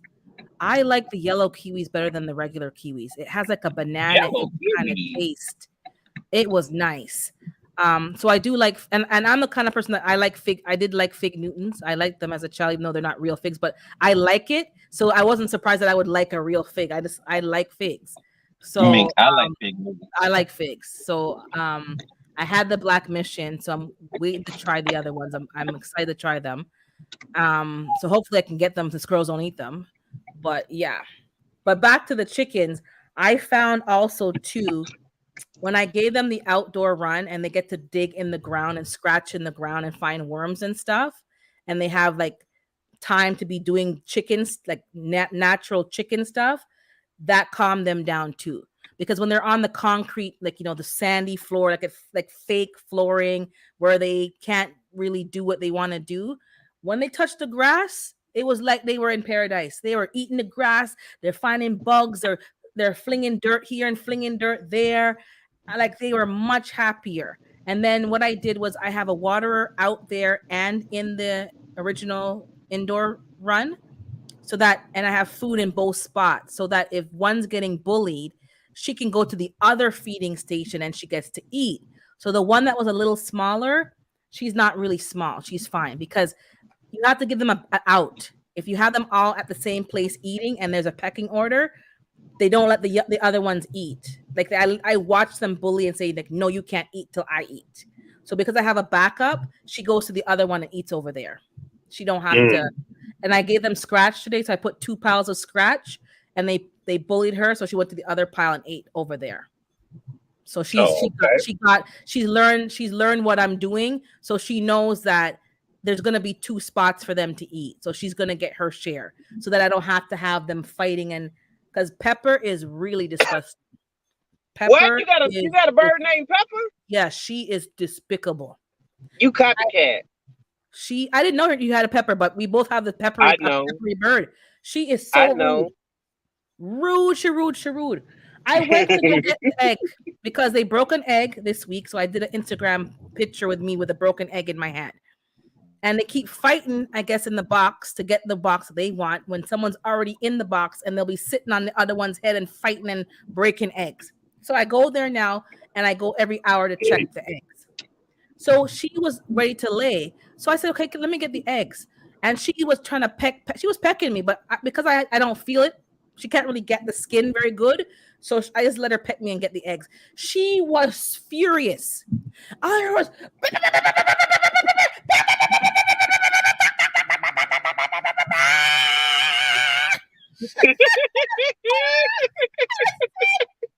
Oh She was no. she was telling me off in chicken.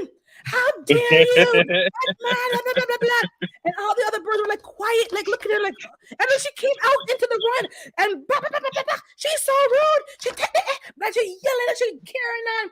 I said, listen, girl, listen to this here. Not time. I don't care about your feelings. Go lay a damn egg and get on with the business. So she went back and she calmed down and she tell me off. I said, I don't care. I will go under them now while they're sitting down there and I'll take the eggs from under them because they keep breaking them. No, she's not Mm. broody. She don't like when you disturb her when she's trying to lay her egg. And if you open the door when she's laying her egg, she'll give you a side eye, like close the door. And I used to close the door, but now I'm like, yeah, I said, listen, because they keep breaking the egg. And I'm at the point where people actually are buying the egg. They want the eggs. I'm like, if you keep breaking them, I can't get a full dozen. I need to get my full 3.5 dozen. So they broke 2 this week. So now it's like, no. But she told me off. And she told the neighbor and everybody about what's going on in the coop and calling out my name. I said, so whatever. So this morning I went and Cookie and Biscuit were in there. Man, yep, cursing me out in Cookie and chicken. biscuit. Yeah, Cookie and Biscuit. Those two, and they won't eat. They won't. They're very They don't like to come close. So I fed them out of a cup, and the other ones came, but she wouldn't come. But yeah, they're not broody yet, but they're gonna get. They probably will. They're not gonna know. They're not getting broody. They don't. I don't got time for that. They don't have time to pluck out no feathers and be sitting down not eating. They gotta no. We don't got time for that. We don't got time. So, but they Yep. don't like when you disturb them when they're sitting on the eggs and then they take out one of them doesn't like the fake egg, so she flings it out the box. And she flings it out. And then one of them takes both eggs and sits under them and cuddles with them. But they're funny. They're hilarious. But yeah, What I I was I supposed. hold on. Let me see what somebody said. They said something about hold on. Let me go back about natural habitat. Let me show you what they said. Yeah, he cattle family saying that's because they're in a natural habitat. So probably you'll find when you get them outside that they'll kind of calm down. But I think your new indoor run is gonna help. But they've calmed down, but they still have a pecking order.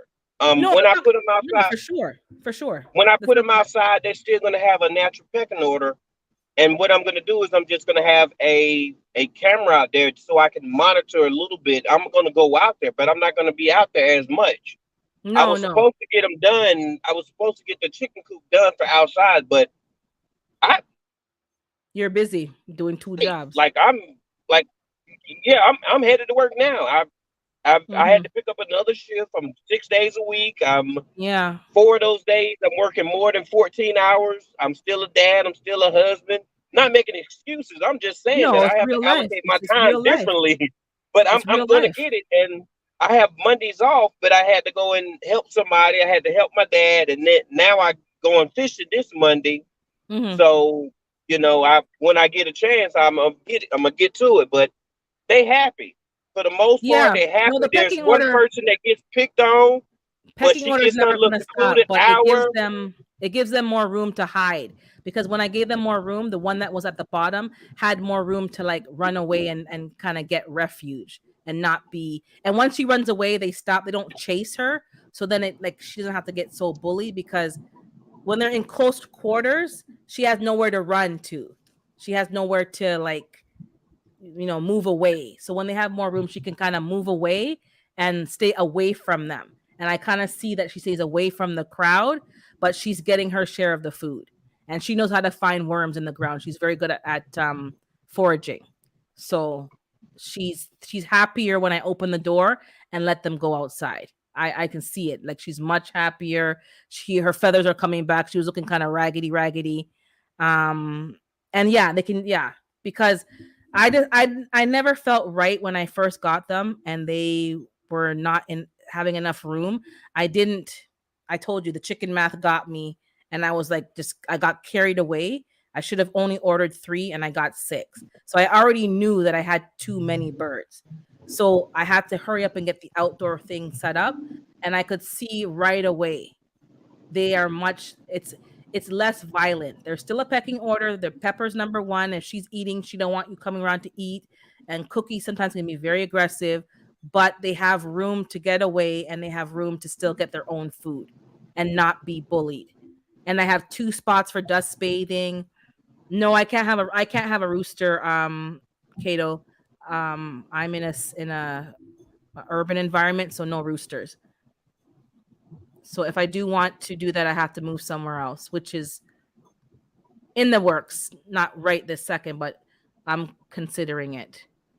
I do want to have something that's more self-sufficient where I can hatch my own eggs. But didn't you add more chicks, GT? You got 4 more or 3 more? So yeah, you had Three to get more. more room. Yeah, you had to get more room But because they're in a separate they're in a separate section.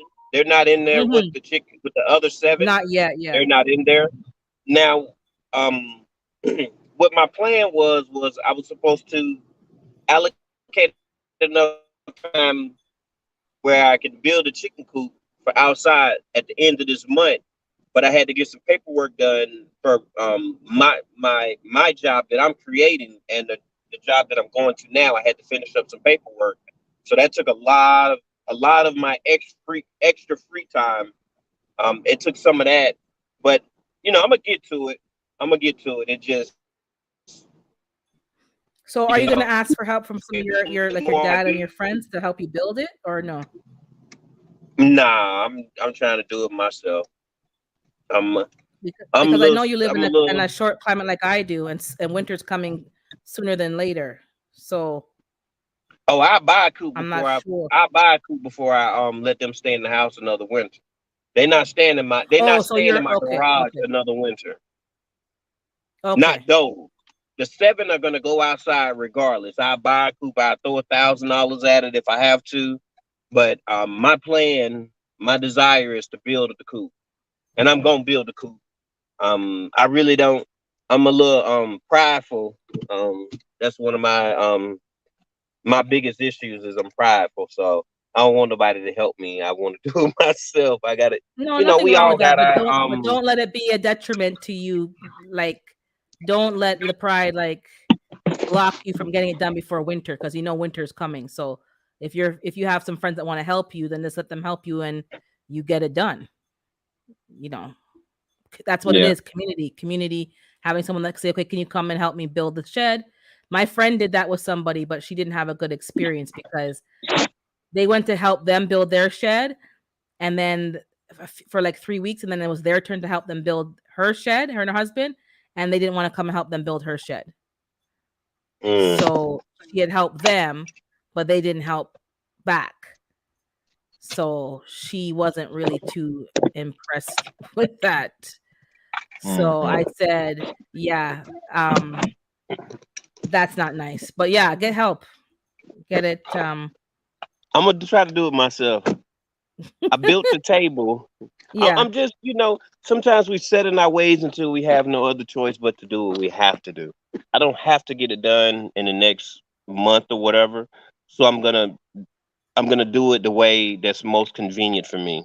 And Hmm. that just, we all have our own personality traits and our own, things that we struggle with as far as we know that we could do better or whatever. And, you Hmm. know, I'm just being candid about it, which is No, no. I'm a little That's good. prideful about it, and I know that giving them more room will benefit them a lot more. I understand that completely. No, no, Yeah. no, no issues with that. No, no, no. But I'm just letting you know because I had them since April. I'm new, very new to this as well, but I could see since right April, that's away.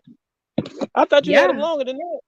No, because Okay, I okay. bought them ready. I bought mine as pullets. Oh, I'm in That's right. Toronto, Caddo, and GT's in Alaska. I got them as pullets ready to lay, and when I picked them up, two of them were already laying. So that's why I didn't do the chicks, but I did find a store that's like Tractor Supply over here called PV Mart, which is like Ace Hardware, and they have chicks there. So I know where to get chicks now if I want to get them. And they have different species and stuff like that. Um it was very nice. So that might be the next batch. But I think my 6 are enough. Like I don't have room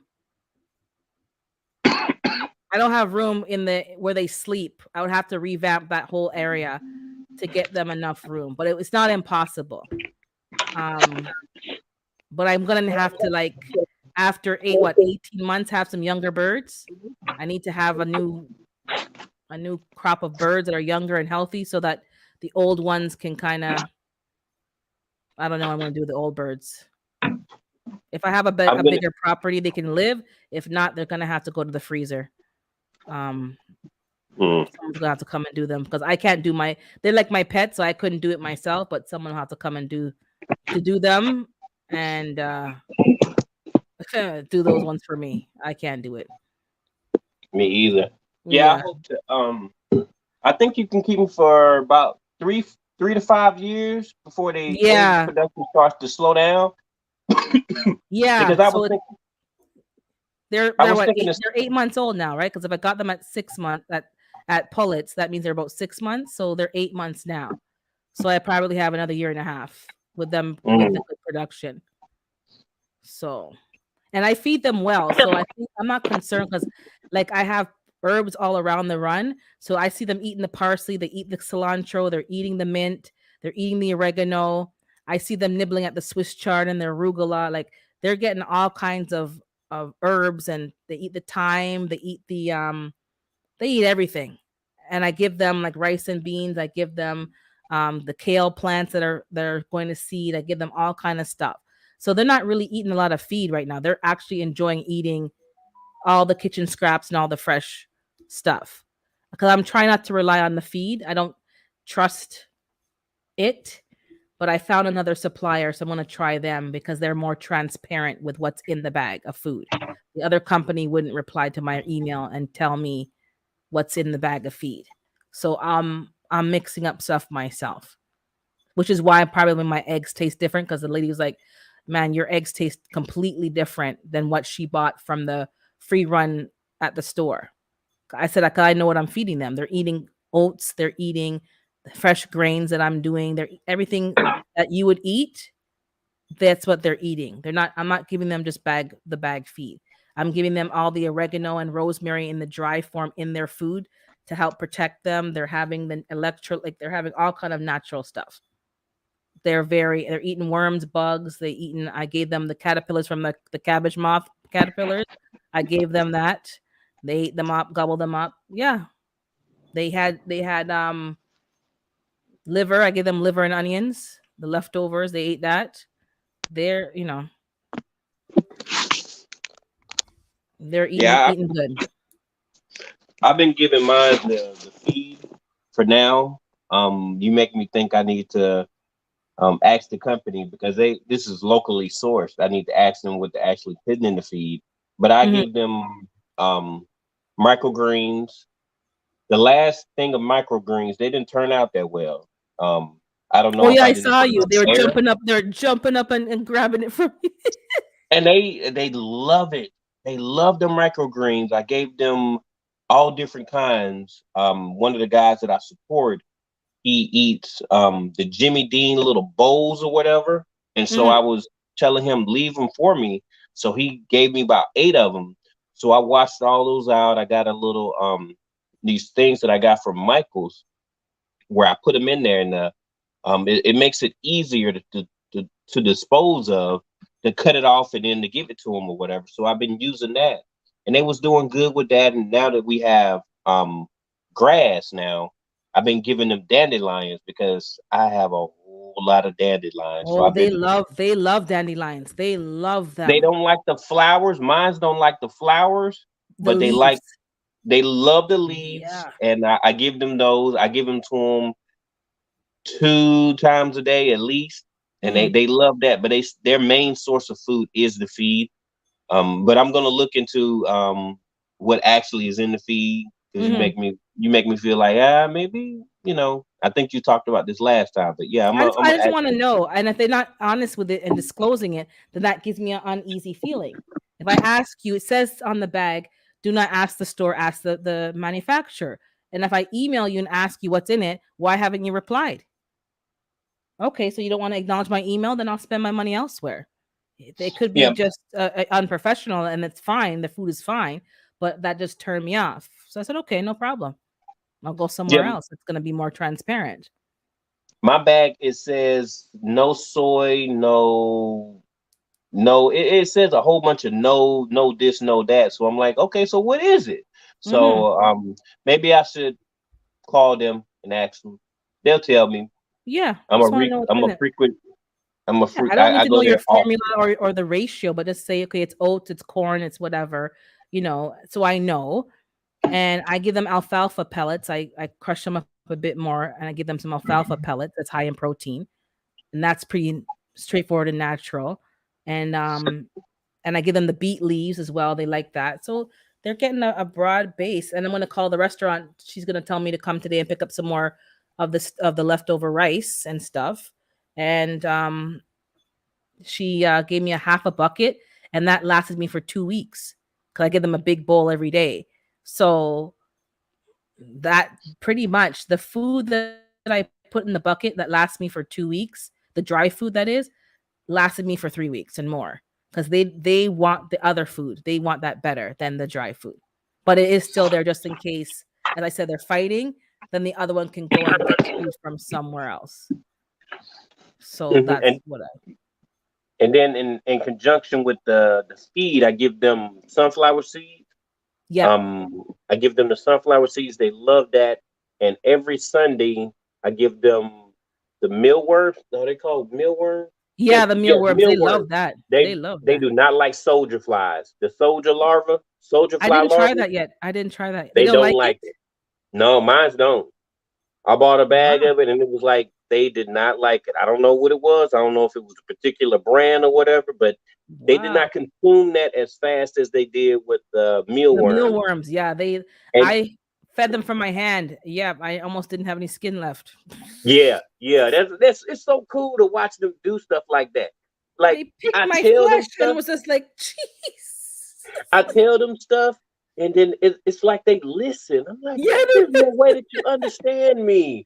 Like my wife was on the phone. I think it was yesterday. She was talking to her mom, and they was doing something, and she told them to do something. They did it, and she said thank you, and her mama laughed, and she was crying because she was laughing so hard because we think that they understand us a little bit. I don't know if it's the I vibrations of think our they do. voice or the frequency of our voice, but it's something that makes us feel like they understand us. I think they do. If you're spending time every day, they kind of get you. I think they get. And I always say thank you for the eggs, ladies, and they say, I say thank you to them because before they weren't laying as regularly, and I think me saying, good job and whatever, it just builds their confidence and they're much more productive. I don't know if it's coincidental, but it doesn't hurt when you For talk to sure, them for sure. nicely and say good job, thank you for the eggs and whatever. Yeah. I think so.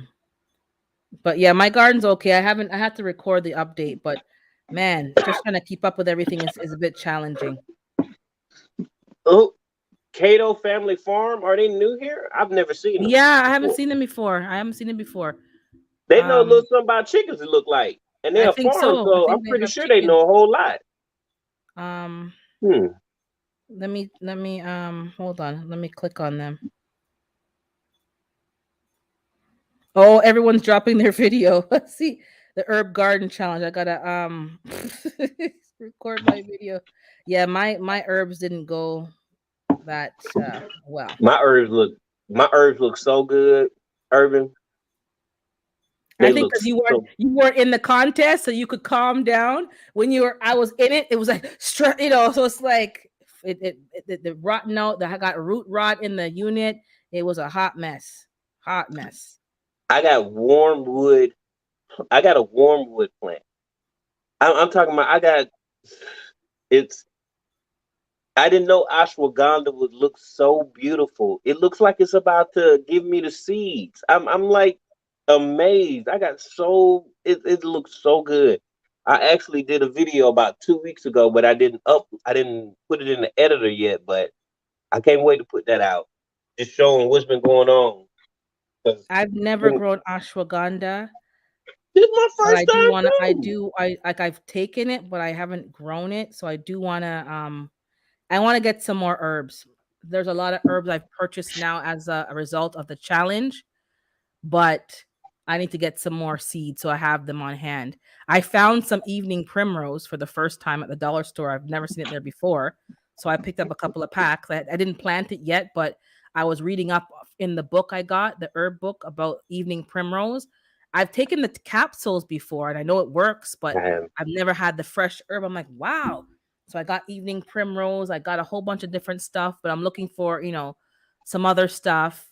Um, Gina sent me the purple pea flower, so I want to try to get that Mhm. going and get some, the tea, make tea from that. But there's so many options out there, like so much healing herbs, but we just so programmed for pharmaceuticals, or I'll go get this pill and just pop this pill or pop that pill. I've had a headache for a few days, but I've been taking peppermint tea and whatever, and That's been working. I don't want to be taking tablets and popping I know, aspirin or whatever for a headache. I want to just try the natural way. So I've been doing that, and it's been working. If I take the Yeah, tea every day, I don't have to worry about it coming back. the evening primrose, is that the plant that has something to do with not respiration. Um, I Let bought me a plant from um Facebook Marketplace, and it was from a lady. I think she's Russian or something like that. I bought it from her, and yeah, she only charged me $5. I got 4 stems coming up, and it looks really, really good. And I did the research on it, and it's something about it helps you with breathing. I can't remember exactly I'll what tell kind of you, plant it is now. it says here evening primrose oil dietary supplements are promoted for atopic dermatitis, a type of eczema, rheumatoid arthritis, premenstrual syndrome, breast pain, menopause symptoms, and other conditions. Evening primrose oil may also be included in products that are applied to the skin.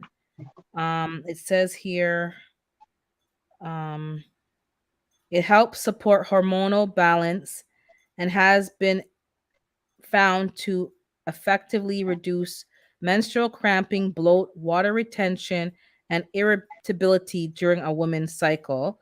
Then it says here, um, if you have any, it says don't take if you have a bleeding disorder. Oral use of the supplement might increase the risk of bleeding. If you are planning to have surgery, stop taking evening primrose 2 weeks beforehand. Also, don't take evening primrose if you have epilepsy or schizophrenia. Wow. No, that's not the plant. I bought some plant. I bought a black currant from her as well, and that was Okay. only $15, and it's like a 3 foot plant. But I can't remember what the other plant is. It's good for your health. And the Russian lady, I think she Russian. The accent, I don't know accent, but some for some reason I was like, oh, she Russian, and she was telling me she was like, she was saying something about the plants that she used. She used it for medicine. And then I went to my regular guy that I get my raspberries and gooseberries and all that stuff from. I went to him and I asked him, did he have a black currant? He only had the small black currant, and his was, I think, $10. So I went back to her the next day. She was like, I was just about to leave. I was like, yeah, I want that plant. You still I want got that it? plant now. Yeah, and she was about to sell it. She had it in her car to go take it to somebody because she had put it on Facebook Marketplace. I didn't even know she had a Facebook Marketplace. I just seen a sign that said plants. So I followed the sign. And then when I went the next week, I didn't see the sign, but I was like, I'm still gonna go by. I'm gonna drive by her house and see if if I see her outside. And it just She so seems happened to she was be getting a in the good car. marketer. She has multiple platforms that she's. Hey, I was that plant. And next year I'm gonna get another one, but I'm gonna plant that in the ground. I just purchased an attachment that you put in the on the end of your drill to drill a hole or whatever. Oh, I So I'm have gonna try that to too, use. but I haven't used it yet. I have to borrow my dad's drill. I don't own a drill, but I got the drill bit. Go figure. So I have to borrow his drill to put my bit on it to use it. Yeah. I was gonna buy a drill and then I missed the sale, and I should have bought the drill. I was debating if it was a good price, and it was a good price, and then the sale out. So I'm waiting for another sale to get my own drill. But for now, I just borrow his drill. It's ridiculous. I know. Yeah, I buy the attachments, but he owns the drill. Um, Yeah, I just got it in the mail yesterday. I had built a raised garden bed. And I bought this like 2 years ago, 3 years ago. Oh, it's so beautiful. It's 4 by 8 by 18. Yeah, it's beautiful.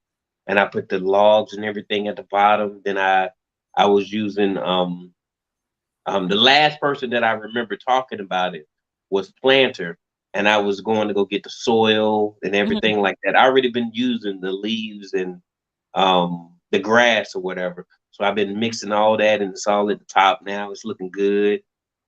Yeah, and got some peat moss, a little bit of peat moss in there. That comes from Canada too. I was reading yeah, the bag. I was like, that's from Canada. So yeah. There's a whole environmental movement against it, but yeah, they don't want to use. They're saying it's bad for the environment. They're taking all the peat and not from, I don't know how it's produced, but they're like, yeah. So they're trying to get people to use coconut core or whatever, because that's my thing. Yeah, it's waste. It's yeah. waste. It's excess, so they can use that versus to go and take it from the whatever you call it, the bogs or the whatever, and ruining the ecosystem. So I'm like, oh, I didn't know that. So I use coconut coir anyways, because you get that from the dollar store and you just add water. But I had some peat moss, but I haven't used it. I haven't bought any more since. But to be honest, whatever's on sale, I buy whatever's on sale. So whatever. But yeah, they're trying to And then not they get raised the use it. Hmm? they raised the I think. price. They praised the price of the Oh coconut yeah, core that I get from Home Depot.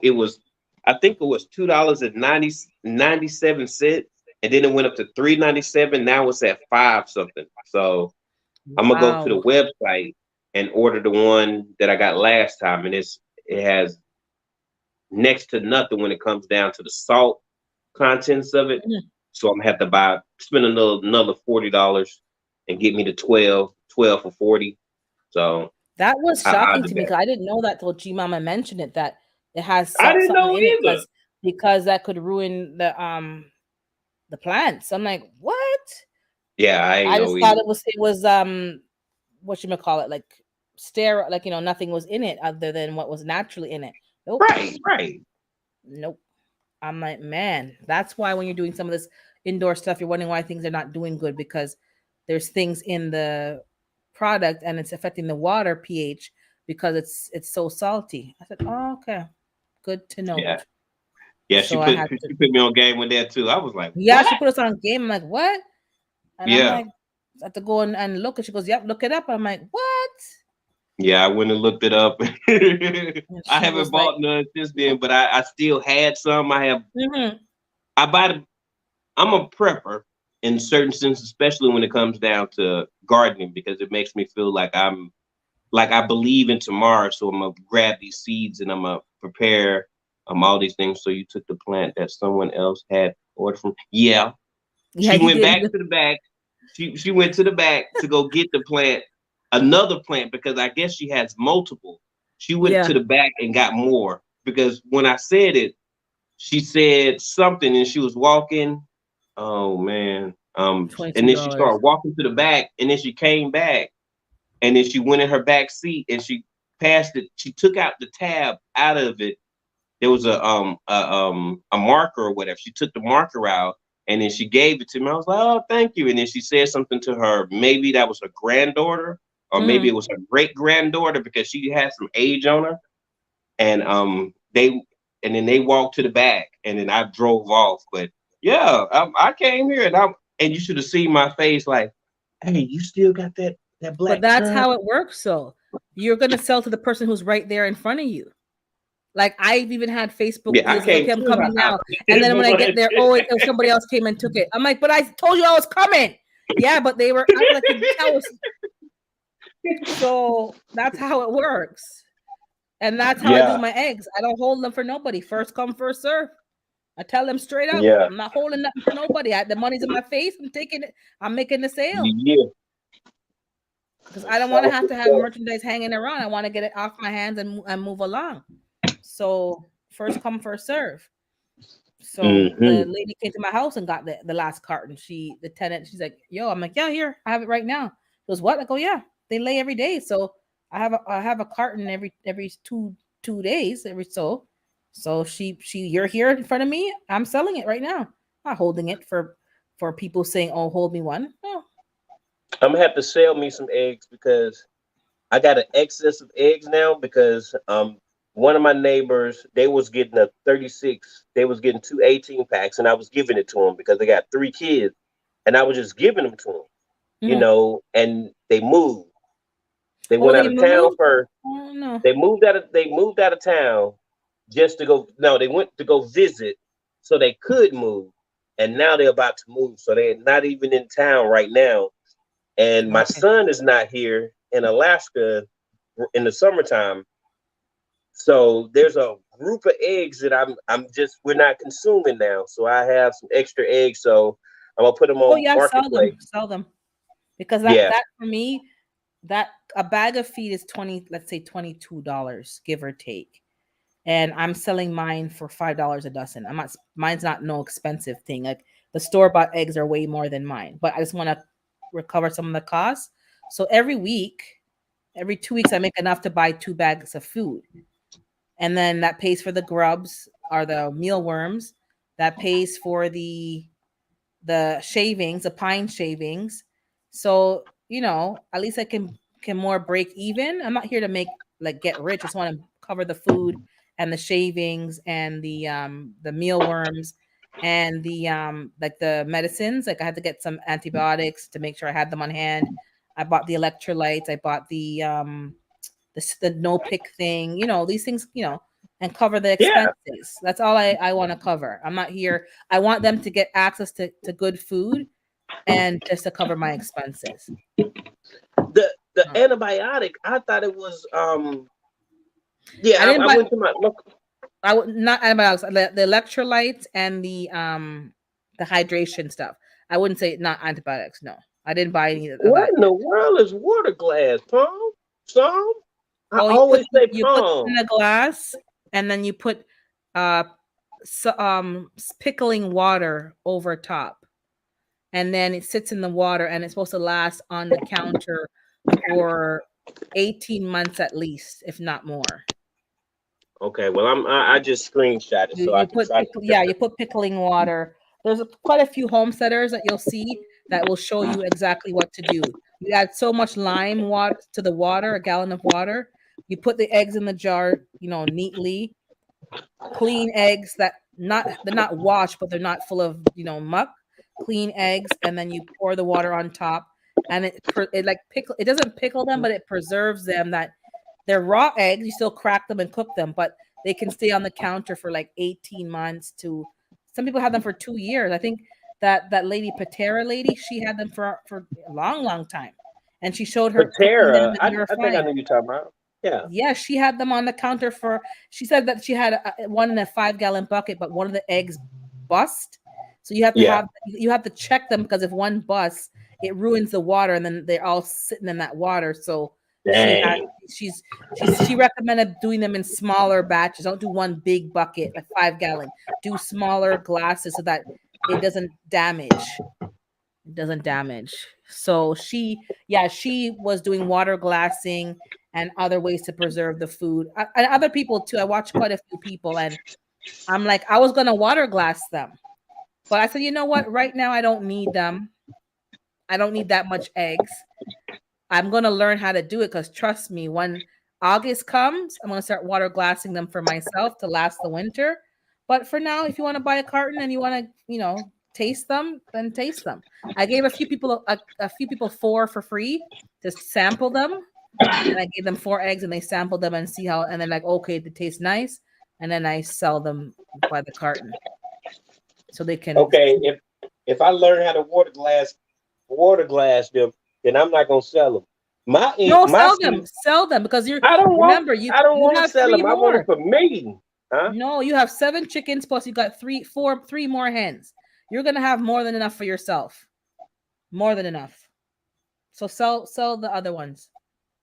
Because now you have younger birds coming in. You're good. You're Them good. young birds, they got so big, but they got about at least another 4 to 6 months before they actually start Yeah, producing eggs. They so beautiful though. they're cute, eh? Wow, So yeah, they black I and think I beautiful. think you're good. Like you can. I'm not saying sell all of them, but sell some because it's gonna. Hold on, 1 second.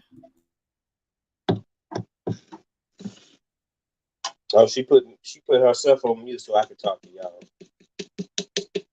Let me see. Guess I can read a comment or two real quick. Entertain y'all while she taking care of her business. Yeah, but Tara is pretty cool. Um, yeah, Okay. I've been watching her for a little while. Yeah, I think Yeah, I know who I y'all like talking about. her stuff, and they're giving us information about like livestock and what's I know because you guys in the states have to, I guess the deadline passed, so you can't get certain medications for animals at Tractor Supply or anywhere anymore. You have to go through a vet. So a lot of people are learning how to prevent and keep their animals healthy with herbs and natural care and not have to rely on medications. So That's what I learned on yeah. the antibiotic. Not antibiotic. It's something dealing with. I can't remember what it is, but it's all natural stuff. Like on the ingredient list, I'm like, Mm-hmm. I can grow all that stuff, but I will definitely pay them $17 to give me the bottle that they have Mm-hmm. because it's labor intensive what they have in that bottle. And I'm Mm-hmm. like, there's cinnamon, there's all these other things. And I'm like, these are natural, this is a natural remedy stuff right here. Yeah. And I could have grown this, but it would take me a lot longer to acquire this. So I'm thankful that it was on the label, and I'm thankful that it's all natural. Yeah, that's for Yeah. sure. I'm more into the natural thing. I think if we use pharmaceuticals less frequently, it's better because all we're doing now is over prescribing, overdoing it, and then they're becoming immune to the medications, like it's not working anymore, we're making super bugs, super bacteria because they become immune to the medications because we're overdoing it. So if we can just naturally use herbs and stuff and only prescribe when absolutely necessary, that would be better. Because I was watching a documentary here too, same problem. They're over prescribing to animals, over medicating, and they're creating super bugs because now the medications don't work. They become so used to it, unfortunately. So that's a problem. It should be used more sparingly, and they just want to just make their life easier, and they just prescribe to keep everyone healthy and not sick, and the animals. But that's causing a long term problem. They got all pills for everything. That's yeah, pills for everything. Sometimes you just need to let something go through its natural course, and they'll build up their own natural resistance to it.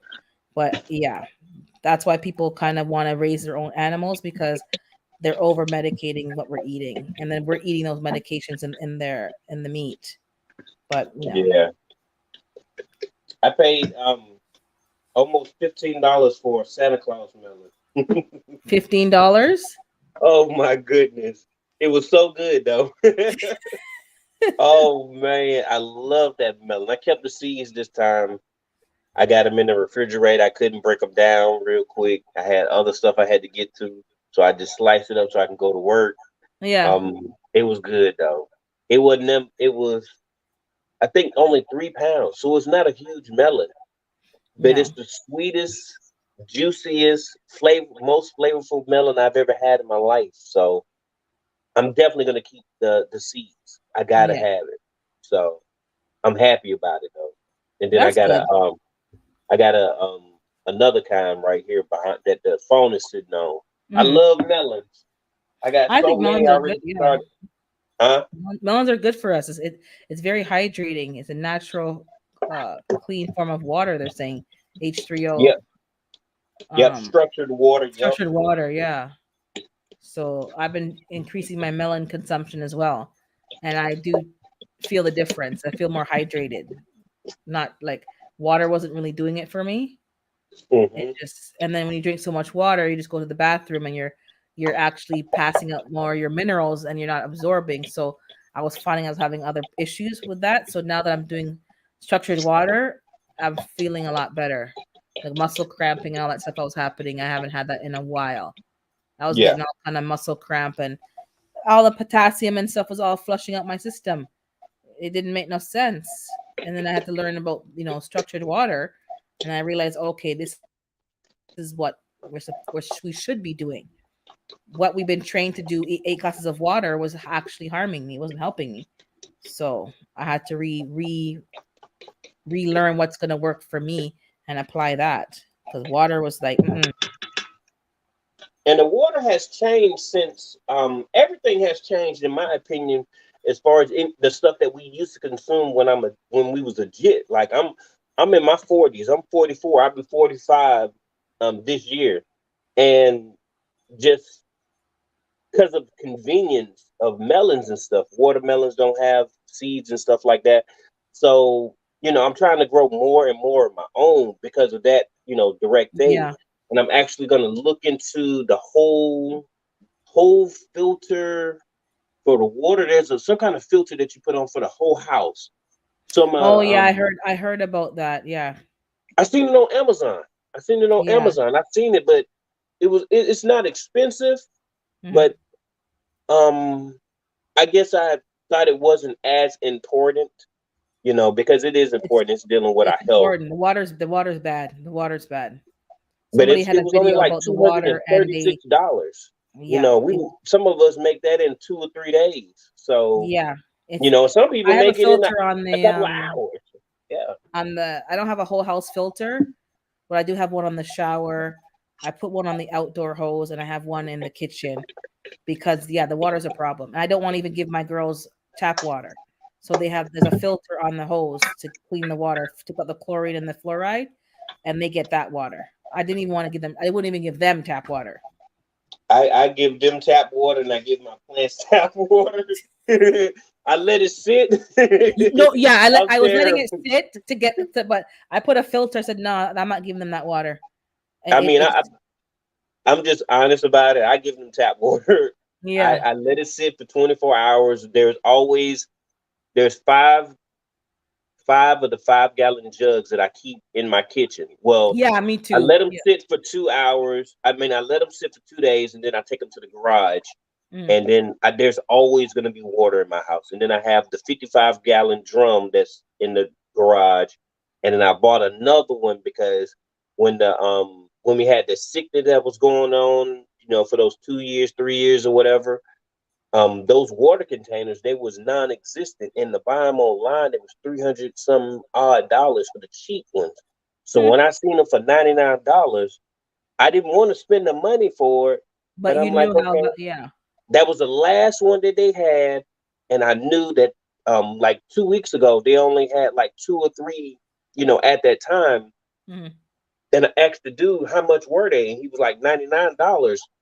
And when I bought mine 3 years ago, my first one, it was $89. So that's $10. That's Not not that bad. That's not bad. that's not too bad.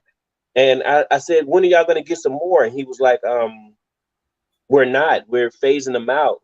And I was like, oh really? I was like, okay, then I go ahead and get it. Yeah, So I get got it. that. So I'm gonna put that one out there as well. I bought some bricks yesterday from Home Depot, so I'll be putting that up and setting that up. Yeah. I think I heard you talking about it on someone's live. I think it was J3GS. You were talking about it there Yeah, about you yeah, have the yeah. barrel. But I got the thing about with me, that's what I don't like is wintertime I can't have the hose on. So I'm gonna have to before I plug out the hose for the winter, I have all the empty 5 gallon jugs that I use for water. I'm gonna fill up a whole bunch of them, put them in the garage with the filtered water, the hose water, so that I can give Mm-hmm. them water for the first few weeks. After that, I'm gonna have to use the tap water, let it sit. Same thing like you do. So let it sit for 2 days, let it evaporate, and then give them that water. But I'm gonna fill up as many of those empty jugs that I have as possible, and label them. So I know it's the filtered one, and give them because I don't have no outdoor water in the winter.